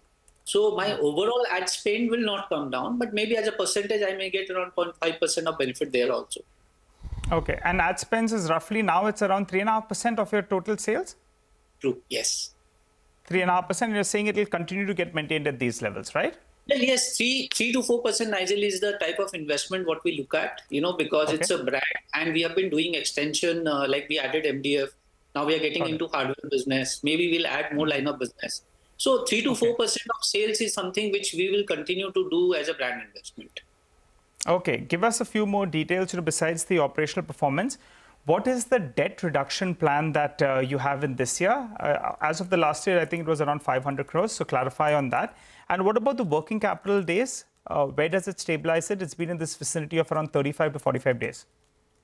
So on the debt side, Nigel, if you really look at last year, we also had our Africa facility, which along with my India business resulted into a total debt of close to around 725 to 750 crores. And in the last quarter, we have been able to hive off 51% of that to new set of investors. By virtue of that, we have been able to get rid of that portion of the debt. So the debt on a steady state for the Indian business, including MDF at the console level, is now close to around 500 crores. Given that we have capex investment of 70 to 80 crores during this year also, I am assuming that this 500 crores will reduce by 10%. By the year end, it should come down to 450. That gives us a very healthy debt equity of close to around 0.55, from our existing 0.7. And going forward also incrementally, I think, we will see improving trend of reduction in debt. Okay, one final question. So 10% reduction in debt, got that. One final question. Working capital days are currently around 47. Any plans to reduce it? It can come down by maybe 2 to 3 days at best, because in the month of March, we had done some incremental, investment on the raw material side. In terms of the receivable cycle and this, we are already on it. So we don't see much improvement happening there. It can primarily happen on the inventory side. And, maybe it can improve by 2 to 3 days for the full year. Okay, all right, Mr. Tulsian, always good speaking to you. Thank you so much for joining us and speaking to CNBC TV18. With that, it's a wrap on Bazaar. Chartbusters coming up next. Stay tuned.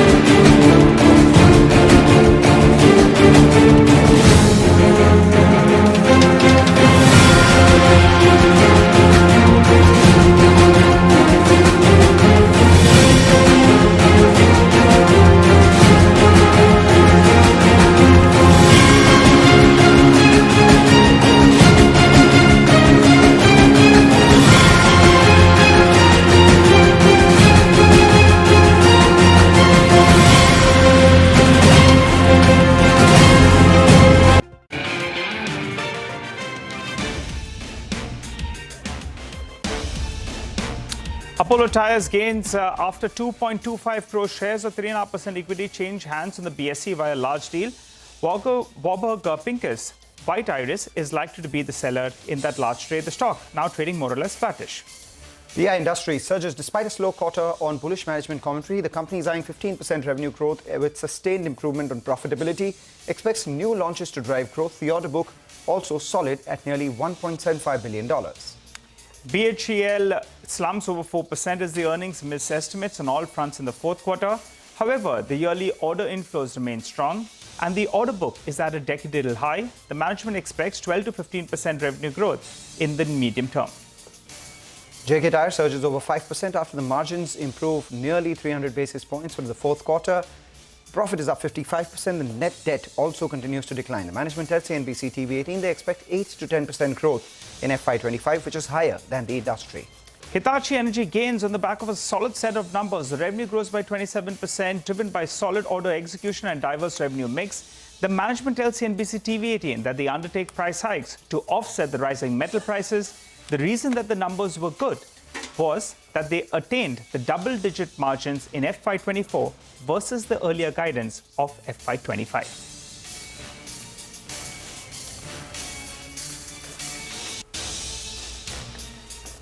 Hello and welcome to Chartbusters. I'm Nigel D'Souza. Joining me as always is Mangalam Malu. And as we speak, it's a quiet-looking screen. The Nifty is up closer around 20 points. The mid-cap index, well, pretty much even Stevens out there. But Mangalam, yet again, the Nifty Bank. That's the one that's dragging the index today. And it's holding around the 50 DMA as we speak. In that band of 50 to 20 DMA, for the time being, it's flirting with the 20 DMA. Problem pocket, Rigel. That's the Nifty Bank down about 0.6%. And the second half, we'll have the Nifty Bank weekly options expiry play out as well. So let's see whether it sees some support here or not. But no real problems for the Nifty. Yeah. If you look at the intraday chart of the Nifty as well, opened mildly in the green. Thereafter, there was a bit of a slump led by the Nifty Bank itself. And that slump has been bought into immediately, telling you that 22,500 seems like an important support psychologically as well for the Nifty itself. The mid-cap index, again, even Stevens for the broader market. So let's see where we go from here. A bunch of stocks actually doing extremely well.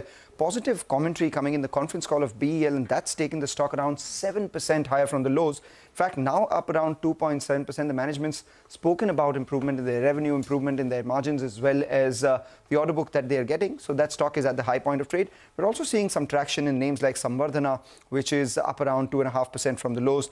Dixon Tech too has recovered from the lows. And we're seeing a decent traction in Oil India as well, which was in the red for most part of today's trading session and has now recovered. Also, some traction is what we're seeing in FMCG names. After doing nothing, virtually nothing for 4 years, Nigel, Hindustan Unilever seems to have picked up. In fact, this month it's up around 6%. Looks like the elephant wants to dance. May want to dance. May want to dance. Yeah. Big underperformer, Mangalam. Yes. Everyone talks about, we have made so many returns in the market. We invested in mid-cap stocks. And then a value investor would say, I've got HUL in my portfolio and I'm holding on to it for the last 2 years with no return. So, but it's a high pedigree company. You'll know more about the fundamentals out there. But for the time being, it appears around that 2,200, I think, as well. It saw a lot of buying interest when the other majors started delivering positive numbers. So let's see how that goes. Let's see how that goes. Everything is pinned on how the rural market outperforms. And internally as well, for Hindustan Unilever, one of the big triggers from the first quarter would be the reorganization of the business that they're doing. Beauty and personal care turns into beauty and wellness and personal care. Both these businesses having around half of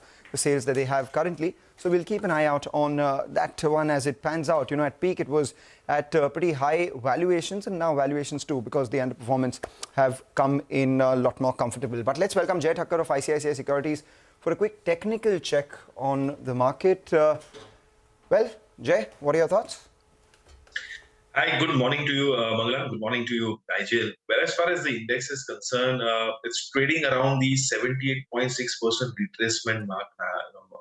Amounts of the previous fall, which we saw from 22,800 to 21,800. So yes, stuck around the levels of 22,600. Really needs to take off those levels in order to inch towards those all-time high levels. So about 22,600 will definitely see the all-time highs. There would be high probability. Else it would consolidate within this band of say 22,300 to 600. The Bank Nifty, which you also pointed out, is struggling to gain momentum on the upside.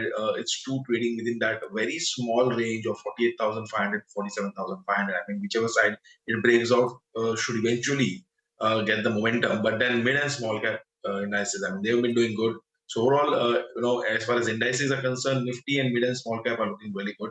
But I have two buy recommendations, Mangalam, today, both from the index heavyweight. One stock which you just mentioned about, that is HUL. I mean, after a long time, we are seeing some good momentum, some short covering happening out here. I think that HUL on the upside can see the levels of say 24.20 to 24.60 in the short term. These are the futures levels. I would recommend at these levels one can place a stop loss below 23.25 and go long on HUL futures. Overall chart setup indicates and derivative data also indicates there should be a good bounce here on. And Reliance, the second heavyweight from the index. I mean, that's contributing well in today's move of 50 as well. I think Reliance seems to have formed a short-term bottom at these levels now. Mangalam, I think, is inching towards 2980, 3000 levels. So those will be my short-term targets. On the lower side, one can place a stop loss at 2885 and go long on Reliance as well. Okay, all right, Jay. Thanks a lot for joining in and giving us all of those details. Well, I'll tell you what, we'll slip into a short break. When you come back, we'll turn our attention to the IPO market. We've got a new kid that's going to be on the block soon. So we'll get chatting with the management on the other side of the short break. You stay with us.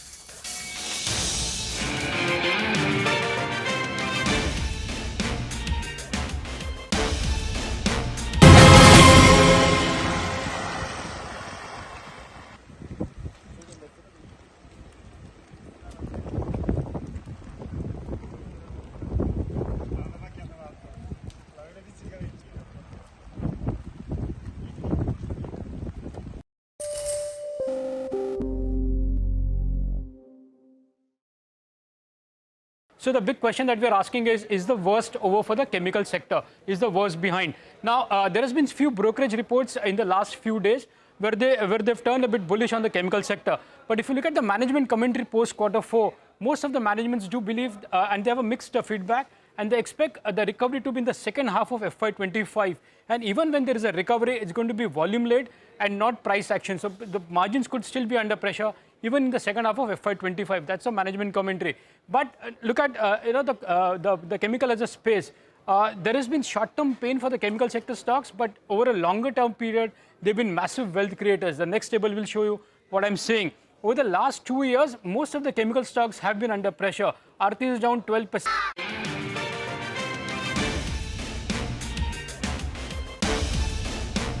Welcome back. You're watching us here on Chartbusters. It's the workspace solution provider Office Space Solutions. Near 600 crore rupee IPO opens today for subscription. Amit Ramani, who's the chairman and managing director of the company, now joins us to discuss their plans post the IPO. It's an IPO, a near 600 crore IPO, of which fresh issue, Amit, is 128 crores.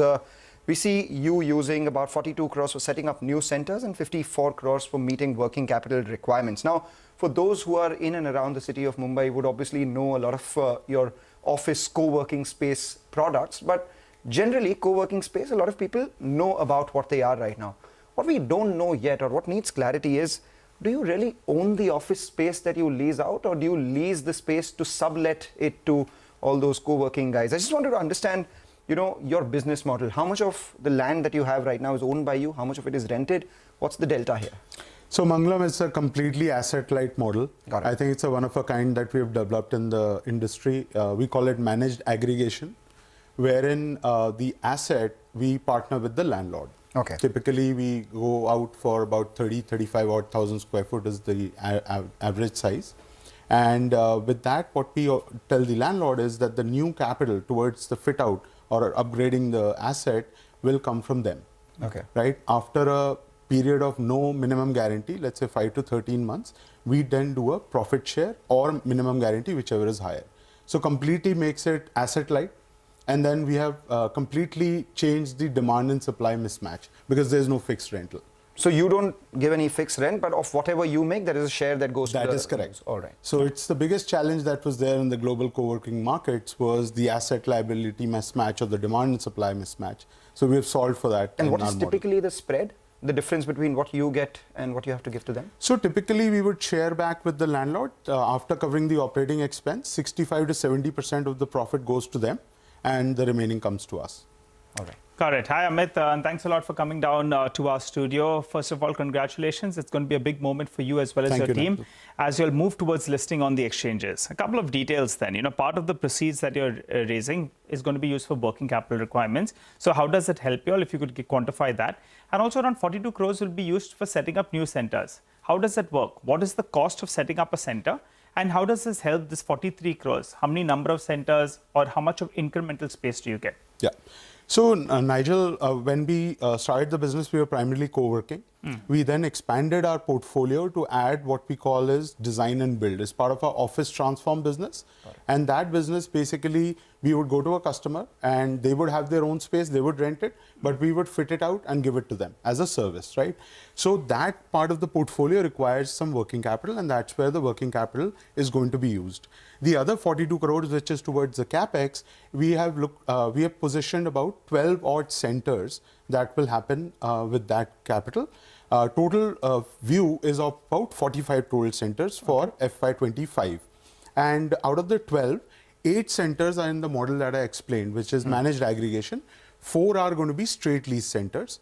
And as a result, Nigel, typically if it would cost me, let's say about ₹1 lakh per seat, because in majority of the cases our landlords are putting in the capital, my cost of overall capital requirement is half. So it cost me ₹50,000 a seat. So that's how the blend of that 42 crores is going to be utilized. So you know who can't use this model, Mangalam?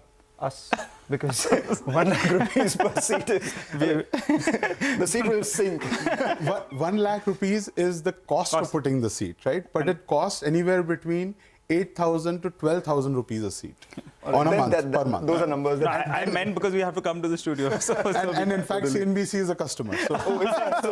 We definitely sit in No.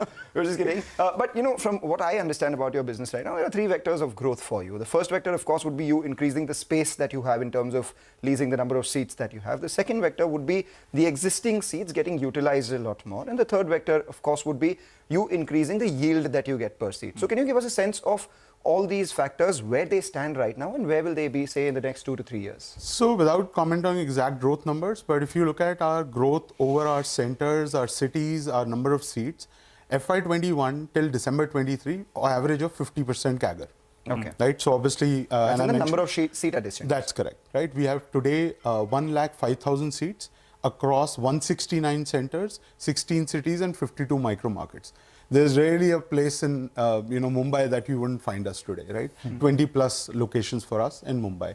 In terms of the yield, the longer term contracts have a 5 to 7% increment built into them. So these typically would be, let's say, 1 year or longer contracts would have them. That today the average tenure is 33 months. And the locked-in tenure is 23 months with our customers. So a lot of visibility on revenue and visibility on the yield that we would get. What is the yield typically of the value of the land that is there? And so of the asset, our partners would make anywhere between about 7 to 8% yield. Got it. Right? For us, obviously, it's a revenue to us, but the asset owner will typically make 7 to 8%, and on the new fit out that they would put in, they would make about 10 to 12% return. Okay, couple of more factors then. The business model looks good. You have a great idea, all appreciated. But the stock market looks at one thing, financials and profitability. So will the company turn profitable in the coming year? Point number 1. Point number 2 is, what does the promoter holding come down to post this IPO? So, Nigel, you have to look at where we have come from, right? 75% has been our revenue growth over FY21 to December 23, right? As I mentioned, 50% growth in terms of seats, cities, and our chargeable area. If you look at our overall number, right, it's about 616 crores for the 9-month period, right? It's come from FY21, we were negative 20%. Today we are only negative 3%. Let's not talk about FY21 because that was also immediately post-pandemic, right? That's so on that base, everything will be looking phenomenal. Let's talk about steady state numbers. So Mangalam, today we are negative 3%. In actual hard numbers, it's negative 18 crores. Okay. The EBITDA today is 195 crores for the 9-month period. The cash EBIT is 67 crores positive. So short point is you will turn profitable in the coming year, right? I can't comment on it, but we are headed in that direction. That's the direction. Well, Lovely. headed in the so direction. that point is out of the way. This market loves numbers. And on listing, we'll pull out a few from you as well. But tell us, what about the promoter holding? What does it come down to? So currently I have 18.1%. It will come down roughly to about 17%. And the entire promoter holding is around 41. So we did not have, we have a 20% lock per SEBI. So we had to ask Peak 15 Sequoia to basically put in their shareholding. So they have put in about 3.5% as promoter shareholding to meet that 20% cap. And as a result, they are being tagged as promoters. But technically, I am the only promoter. So then at some point, Sequoia will also have to, offload their residual stake? So Sequoia, as part of this offer, is offloading about 66 lakh shares, which is roughly about 11%. 1.5% they've done a pre-IPO with White Oak, and the remaining 10% they will offer as part of this IPO.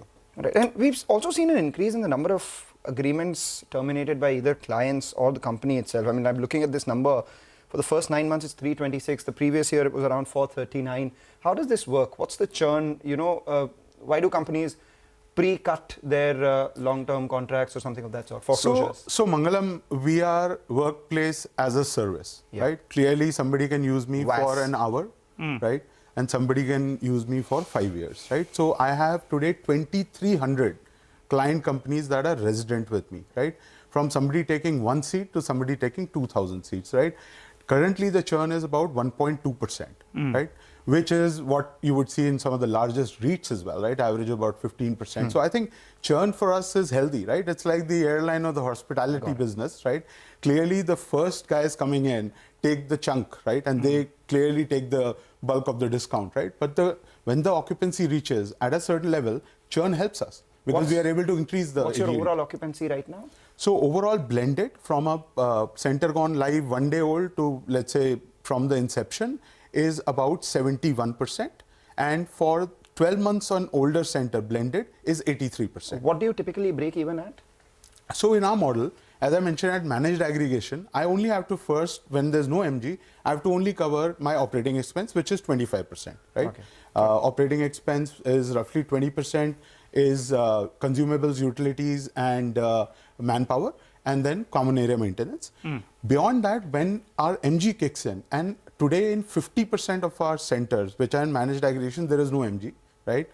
When it kicks in, it's usually 50% of the market rental. So at 45%, I break even. Straight lease, I have to get to about 65% occupancy. Okay, all right. Pleasure talking to you. Thanks a lot for joining in and giving us all of those details. We look forward to the listing day, and then we'll get you back on the channel. For the time being, we wish you well, and thanks for joining in and explaining the model to us.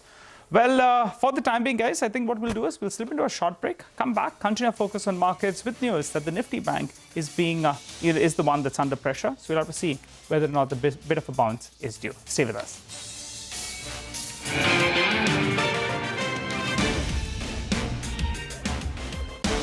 28%. Navin Fluorine is down 14%, and so is Vinati down 12%. But over a 10-year period, they've been massive wealth creators. Same is with UPL. The stock is down 35% in the last 2 years, but it's gained 15%. But there has been some notable winners as well in the last 2 years. PI Industries has been the best performing chemical stock over the 2-year period, up 54%, despite the fact that it's been a 30% CAGR over the last 10 years. Deepak is up 25%. Again, that's a big wealth creator. So is Tata Chemicals, and SRF marginally up in the last 2 years, but there's been a big recovery over a 10-year period. But look at the valuations now. The 1-year picture, 1-year forward earnings will show off for you. SRF is trading at close to 37 times. PI is trading at close to 30 times. UPL is trading at close to 19 times versus 5-year average of just 12.5 times. Deepak is at 32 times. And so is Tata Chemical trading at close to 27 times on 1-year forward. Even if you look at the other names like Aarti, Atul, Navin and Vinnati, all are trading between 35 to 45 times on a 1-year forward. So earnings-wise, so in terms of valuations, they're still not very cheap. Purely going by the valuations, looking to the 10-year.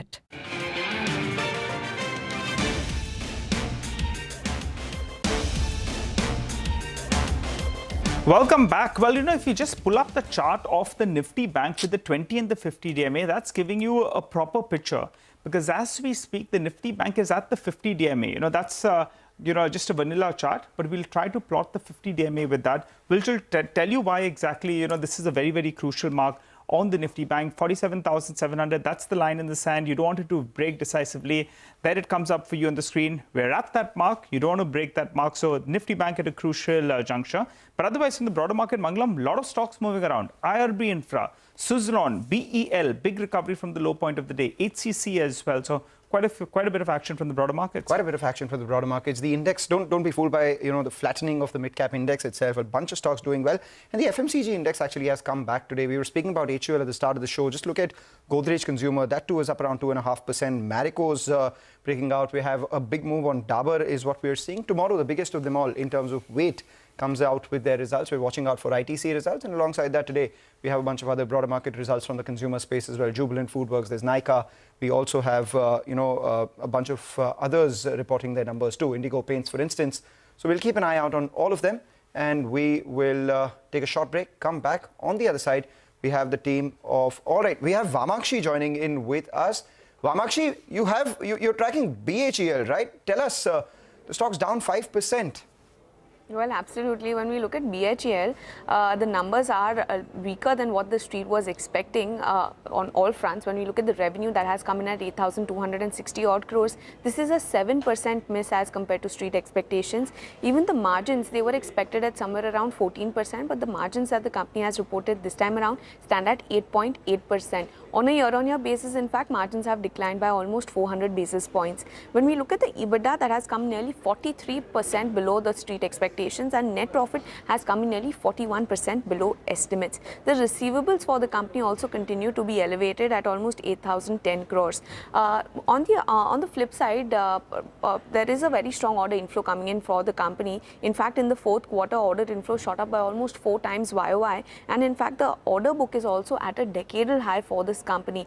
That is a positive for BHEL. But apart from that, the con-call commentary was also very positive. They believe that 12 to 15% revenue CAGR is what the company could post in the medium term. The gross margins have been on a declining trajectory, and the management says that this could turn around going ahead. They're expecting 10 gigawatts of ordering every year over the next couple of years, and in fact they also have 80 train sets of Vande Bharat in their order book, which will get delivered by June 2025, and revenue recognition is expected to kick in from there on. So overall, the commentary looks quite positive, but the company has reported a weak set of numbers as compared to the street expectations, and the commentary is not enough to push the stock higher in the trading session today. Well, Vamakshi, well put and well explained to us. Thanks a lot for that, but we can't let you go at that. We want to hear more. Tell us about Hitachi Energy. The stock is buzzing today. Well, a good set of numbers coming in from Hitachi Energy. When we look at the revenue, it has grown by almost 27%, and this growth is largely being driven by a solid order execution, diverse revenue mix, as well as focus on continuous improvement in the operations. The margins have also improved for this counter by almost 360 basis points. They now stand at 10.7%, and in fact, the company had earlier given a guidance of double-digit margins by end of FY25, and they've managed to achieve it by the end of FY24 itself. So this is a very big positive for Hitachi, and in fact EBITDA margin is at the highest level for the company since Q1 of FY20. They also have a very healthy order backlog of almost 7,229 crores, and their order inflows have seen an uptick of 11.5% YOY, and on a full year basis their order inflow is up almost 14%, excluding the HVDC order that the company received in FY23. So overall, good set of numbers coming in from Hitachi Energy, good improvement in margins driving the stock higher today. Okay, all right. Thanks a lot for that. Well, let's move on then. Let's move on to some news that we're picking up. A big block is likely in Star Health Insurance very soon. Abhishek Kothari, he's joining in to fill us in with more details. Abhishek? Well, sources do tell CNBC-TV18 that there will be a large block on Star Health very soon. It's likely to be tomorrow or in the very near term. $250 to $270 million is the block deal which is likely to happen very soon. The pricing would be around 530 to 545 per share. Now, 3 PE investors, that is APIS as well as Madison and ROC Capital, are the likely sellers of this in this stake sale. So Mio actually holds about 4.6%, APIS holds about 2.6%, and ROC Capital, they hold about 1% as of March 2024. The likely, book running lead manager is ICICI Securities. So that's the story that we have on board today. Back to you. All right, Abhishek, thanks a lot for that. Shares worth nearly $250 to $270 million, likely to change hands by a block between 530 to 545 rupees per share. That's stock on our radar. But the RBI's board will meet today to decide on the dividend for the future for the government for FY24. That is, Ritu joins in with the details on that one. Ritu. Well, there is a lot of speculation about just how much dividend the Reserve Bank of India is going to send to New Delhi, with a critical board meeting taking place today to approve that dividend transfer. Now, RBI is expected to transfer a higher dividend to the government for FY25 compared to the 87,416 crores that was transferred in the year before. And this is on the back of a higher than expected income from foreign securities or the bond holdings that RBI has. Now, we're calling it dividend for FY25 because the transfer from RBI will be for FY24, but it is going to reflect in the government's accounts only for FY25. Now, while the estimates from various economists for this dividend transfer, they range from 85,000 crores to upwards of 1 lakh crore, the dividend is expected to be closer to the higher range, as per most of the economists, because of the sharp rise in the interest that was earned by RBI through its foreign exchange assets, which in turn can be attributed to the rate hikes that were undertaken by the US Federal Reserve over the last 2 years or so. Now, economists estimate that RBI's balance sheet also rose more than 11% in FY24 because of the increase in foreign currency assets, in loans and advances to banks and gold reserves as well. Now, the government has budgeted about 1.02 lakh crores as dividend from the RBI and other state-owned lenders for FY25. So this higher than expected dividend from RBI is going to support the government's liquidity surplus and thereafter expenditure going forward, although the government expenditure itself is only expected to pick up after the elections. Okay, Ritu, thanks a lot for that. We'll wait with regard to further details on that front. For the time being, we'll wrap up on this edition of Chartbusters. Stay with us. Trading Hour comes up next.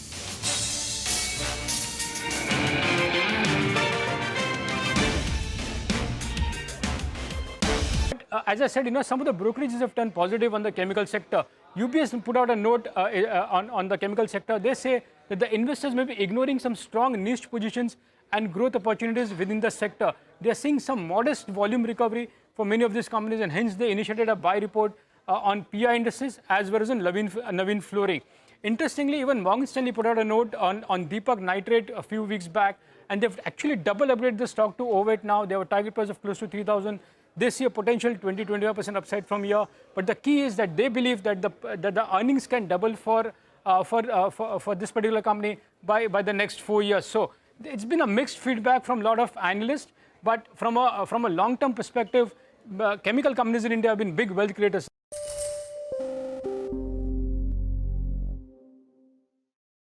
Artificial intelligence, that's the buzzword echoing across the world, and companies only expect to see explosive growth in the sector over the next 10 years. So where does India stand today, and what has been the rate of adoption? EY is addressing exactly that question in its latest report. India's legacy businesses are treading with caution, but startups and global capability centers are taking the lead in AI deployment. An online analysis of the publicly disclosed adoption of AI and Gen AI by India's top 50 most valued Indian unicorns shows that 66% are already using AI or Gen AI technology. This indicates that startups have been more proactive in terms of adopting AI technology versus your legacy players. Now, let's take a look at some of the most implemented Gen AI use cases among India Inc. 1/3 of them use Gen AI to execute point tasks using intelligent assistants, while 25% relate to marketing automation. In fact, this quarter has also seen a diversification in investments going into firms using Gen AI or AI applications. However, the report highlighted that hallucination of LLM or large language model responses, data privacy and sovereignty, and the cost implications of deploying Gen AI in production are the top issues. Meanwhile, another report by TCS lists out the same concerns with generative AI, but delves deeper into the kind of impact artificial intelligence can have on the economy. The report, which interviewed over 1,300 CEOs, looked at the potential of AI for business and how it compared with the past disruptive techs like internet and smartphone. While 54% believe the impact would be greater or equal to the internet, 59% say that it would be greater or equal to smartphones. The study also found that 49% of those interviewed expect AI to have no impact on the number of jobs created, while 47% expect more roles to be eliminated than created. Finally, a report by Microsoft and LinkedIn found that an overwhelming 92% of those surveyed were already using artificial intelligence at work versus the global average of just 75%. The survey, which included 31,000 people across 31 countries, also found that 91% of Indian leaders believe they need to adopt AI to stay competitive. However, 54% worry that their organization lacks a clear plan and vision for AI implementation. Despite this, employees are eagerly embracing AI tools, with 72% of Indian AI users bringing their own AI tools to work. 75% of Indian leaders stated that they wouldn't hire someone lacking AI skills, outpacing the global average of 66%. The report, aptly titled AI at Work is Here, now comes the hard part. It says that AI is transforming the world of work, reshaping talent landscape, and nudging both individuals and organizations to embrace change.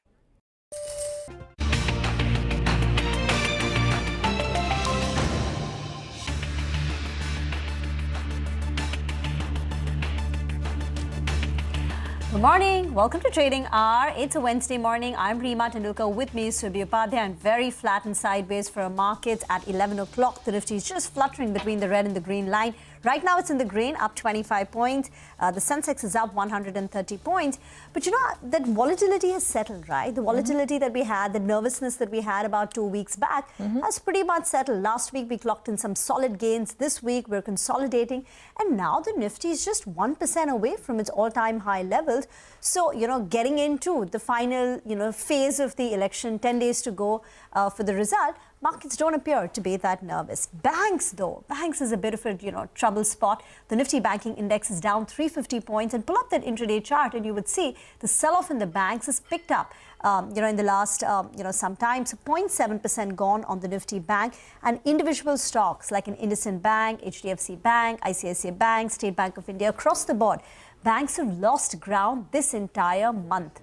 So, today, of course, ICICI Bank is up, but the State Bank of India, ICICI Bank is down 3.5% for the entire month, and IndusInd Bank is down 7.5% for the month.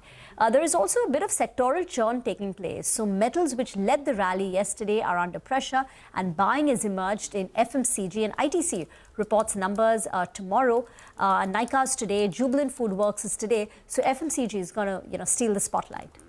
Okay, well, absolutely. FMCG is looking good. I mean, before I talk about the mid-cap market action, because it's really all boiling down to individual stocks today, the mid-cap index is flat.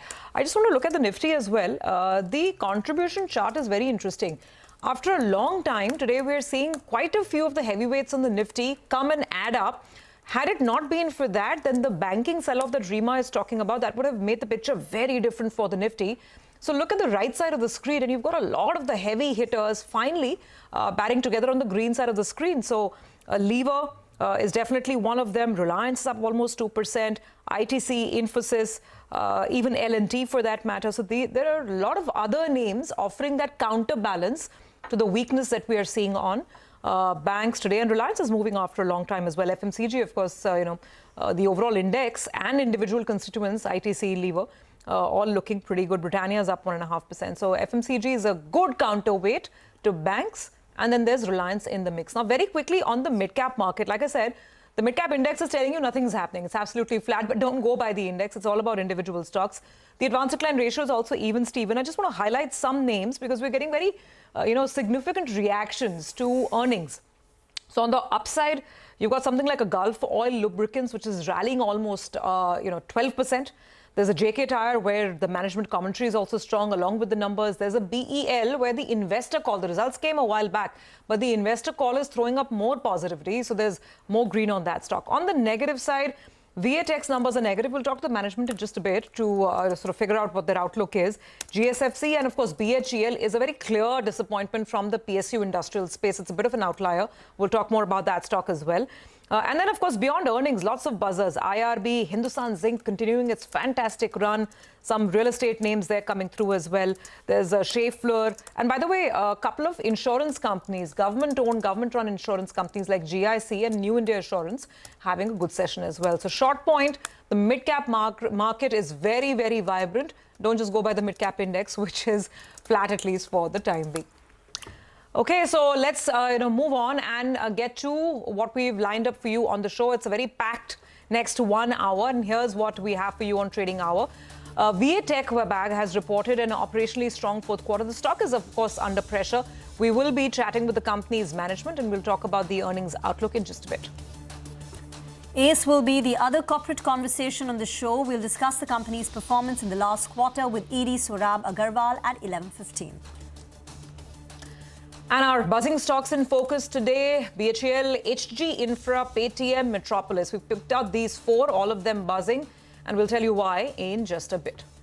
And market regulator SEBI has issued guidelines for managing stock price impact from market rumors and a consultation paper around buyback regulations. Abhishek Dadu and Sandeep Parekh will join in a little later on Trading Hour to discuss these developments. All this and much more in an action-packed Trading Hour. But first up, let's get to VA Tech Wabag. The shares are under pressure. Largely in operationally good performance, margins have expanded on a year-on-year basis, but the top-line performance was a bit muted, just up close to about 0.8%. Don't look at the bottom line because there was an exceptional item in the base quarter. To discuss the earnings and the outlook, we have Rajiv Mittal, the MD and CEO of VA Tech Wabag, to take a few questions.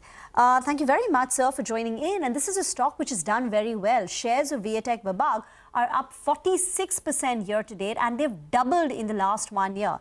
So my question is on your top line. And if I zoom out of this Q4 performance, top line for the company has largely been unchanged for 4 years now. In FY21, your top line was 2,834. In FY22, it was 2,980. FY23, again, 2,960. And in FY24, your revenues have fallen by 3.5%. Back to 2,856. So 4 years, you've been around 28, 29, 100 crore of a top line. Can you explain that? And what can you guide, for your shareholders? Because the stock has done very well. Thanks, Rima, and good morning to you and your viewers.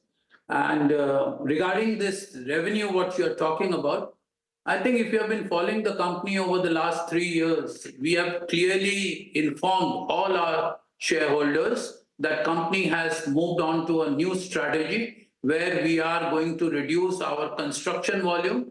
Being a technology company and a pure play company, we want to focus more on technology projects. Hence, we would do more engineering and procurement. Construction portion was always a pass-through for us, which would reduce our margins. This is what we have embarked on a journey about 3 years back. Hence, you would see that the revenues would not grow, as you rightly said, last 3 years. The revenues have not grown because the construction portion steadily is coming down. Especially last year, you must also note, which we had announced, that 2 of our European subsidiaries we have divested, Swiss and Czech. And those revenues which were there last year is not there this year. So these are the 2 factors. You have not seen a revenue growth, but as you rightly said, our bottom line, EBITDA, PAT, has grown. What used to be 7-8%, today we are talking about 13-14%. PAT, what used to be 4-5%, we are talking about 8-9%. Cash, last 3-4 years, you have seen we are cash positive. We're generating cash. This year also, we have generated almost 280 odd cash, 235 crores of cash, and free cash flow of almost 168 crores. So these are all the metrics you should see, and not only the top line, which the reasons I've given you. Sure, Mr. Mittal, take that point and we'll go over all of those aspects one by one. But let's just get, more details into what we can expect on the top line. Like you're saying, there was divestment of certain subsidiaries and you've been pivoting towards being a more technology-oriented company. But what will that translate into? You ended last year with roughly a top line of, I think, about, it was 2,800, if I have the right numbers. Yeah, 2,856. Now, on this base, what is a steady state top line growth that your investors can expect? And if you can break that into the international business as well as the India business, where will the growth come from? Okay, I think we have given in our investor presentation also, we have given an outlook for the next 3-4 years, and we have said that from now on, the divestment is over, the construction volumes are out. From now, we will give almost 15-20% CAGR growth in the coming 3 to 4 years. That's the first guidance we have given. Second, we have said our margins will grow, has grown, and that EBITDA will be also in that 13-14% range, and the PAT will be between 9 to 10% range, and we will remain cash positive, throwing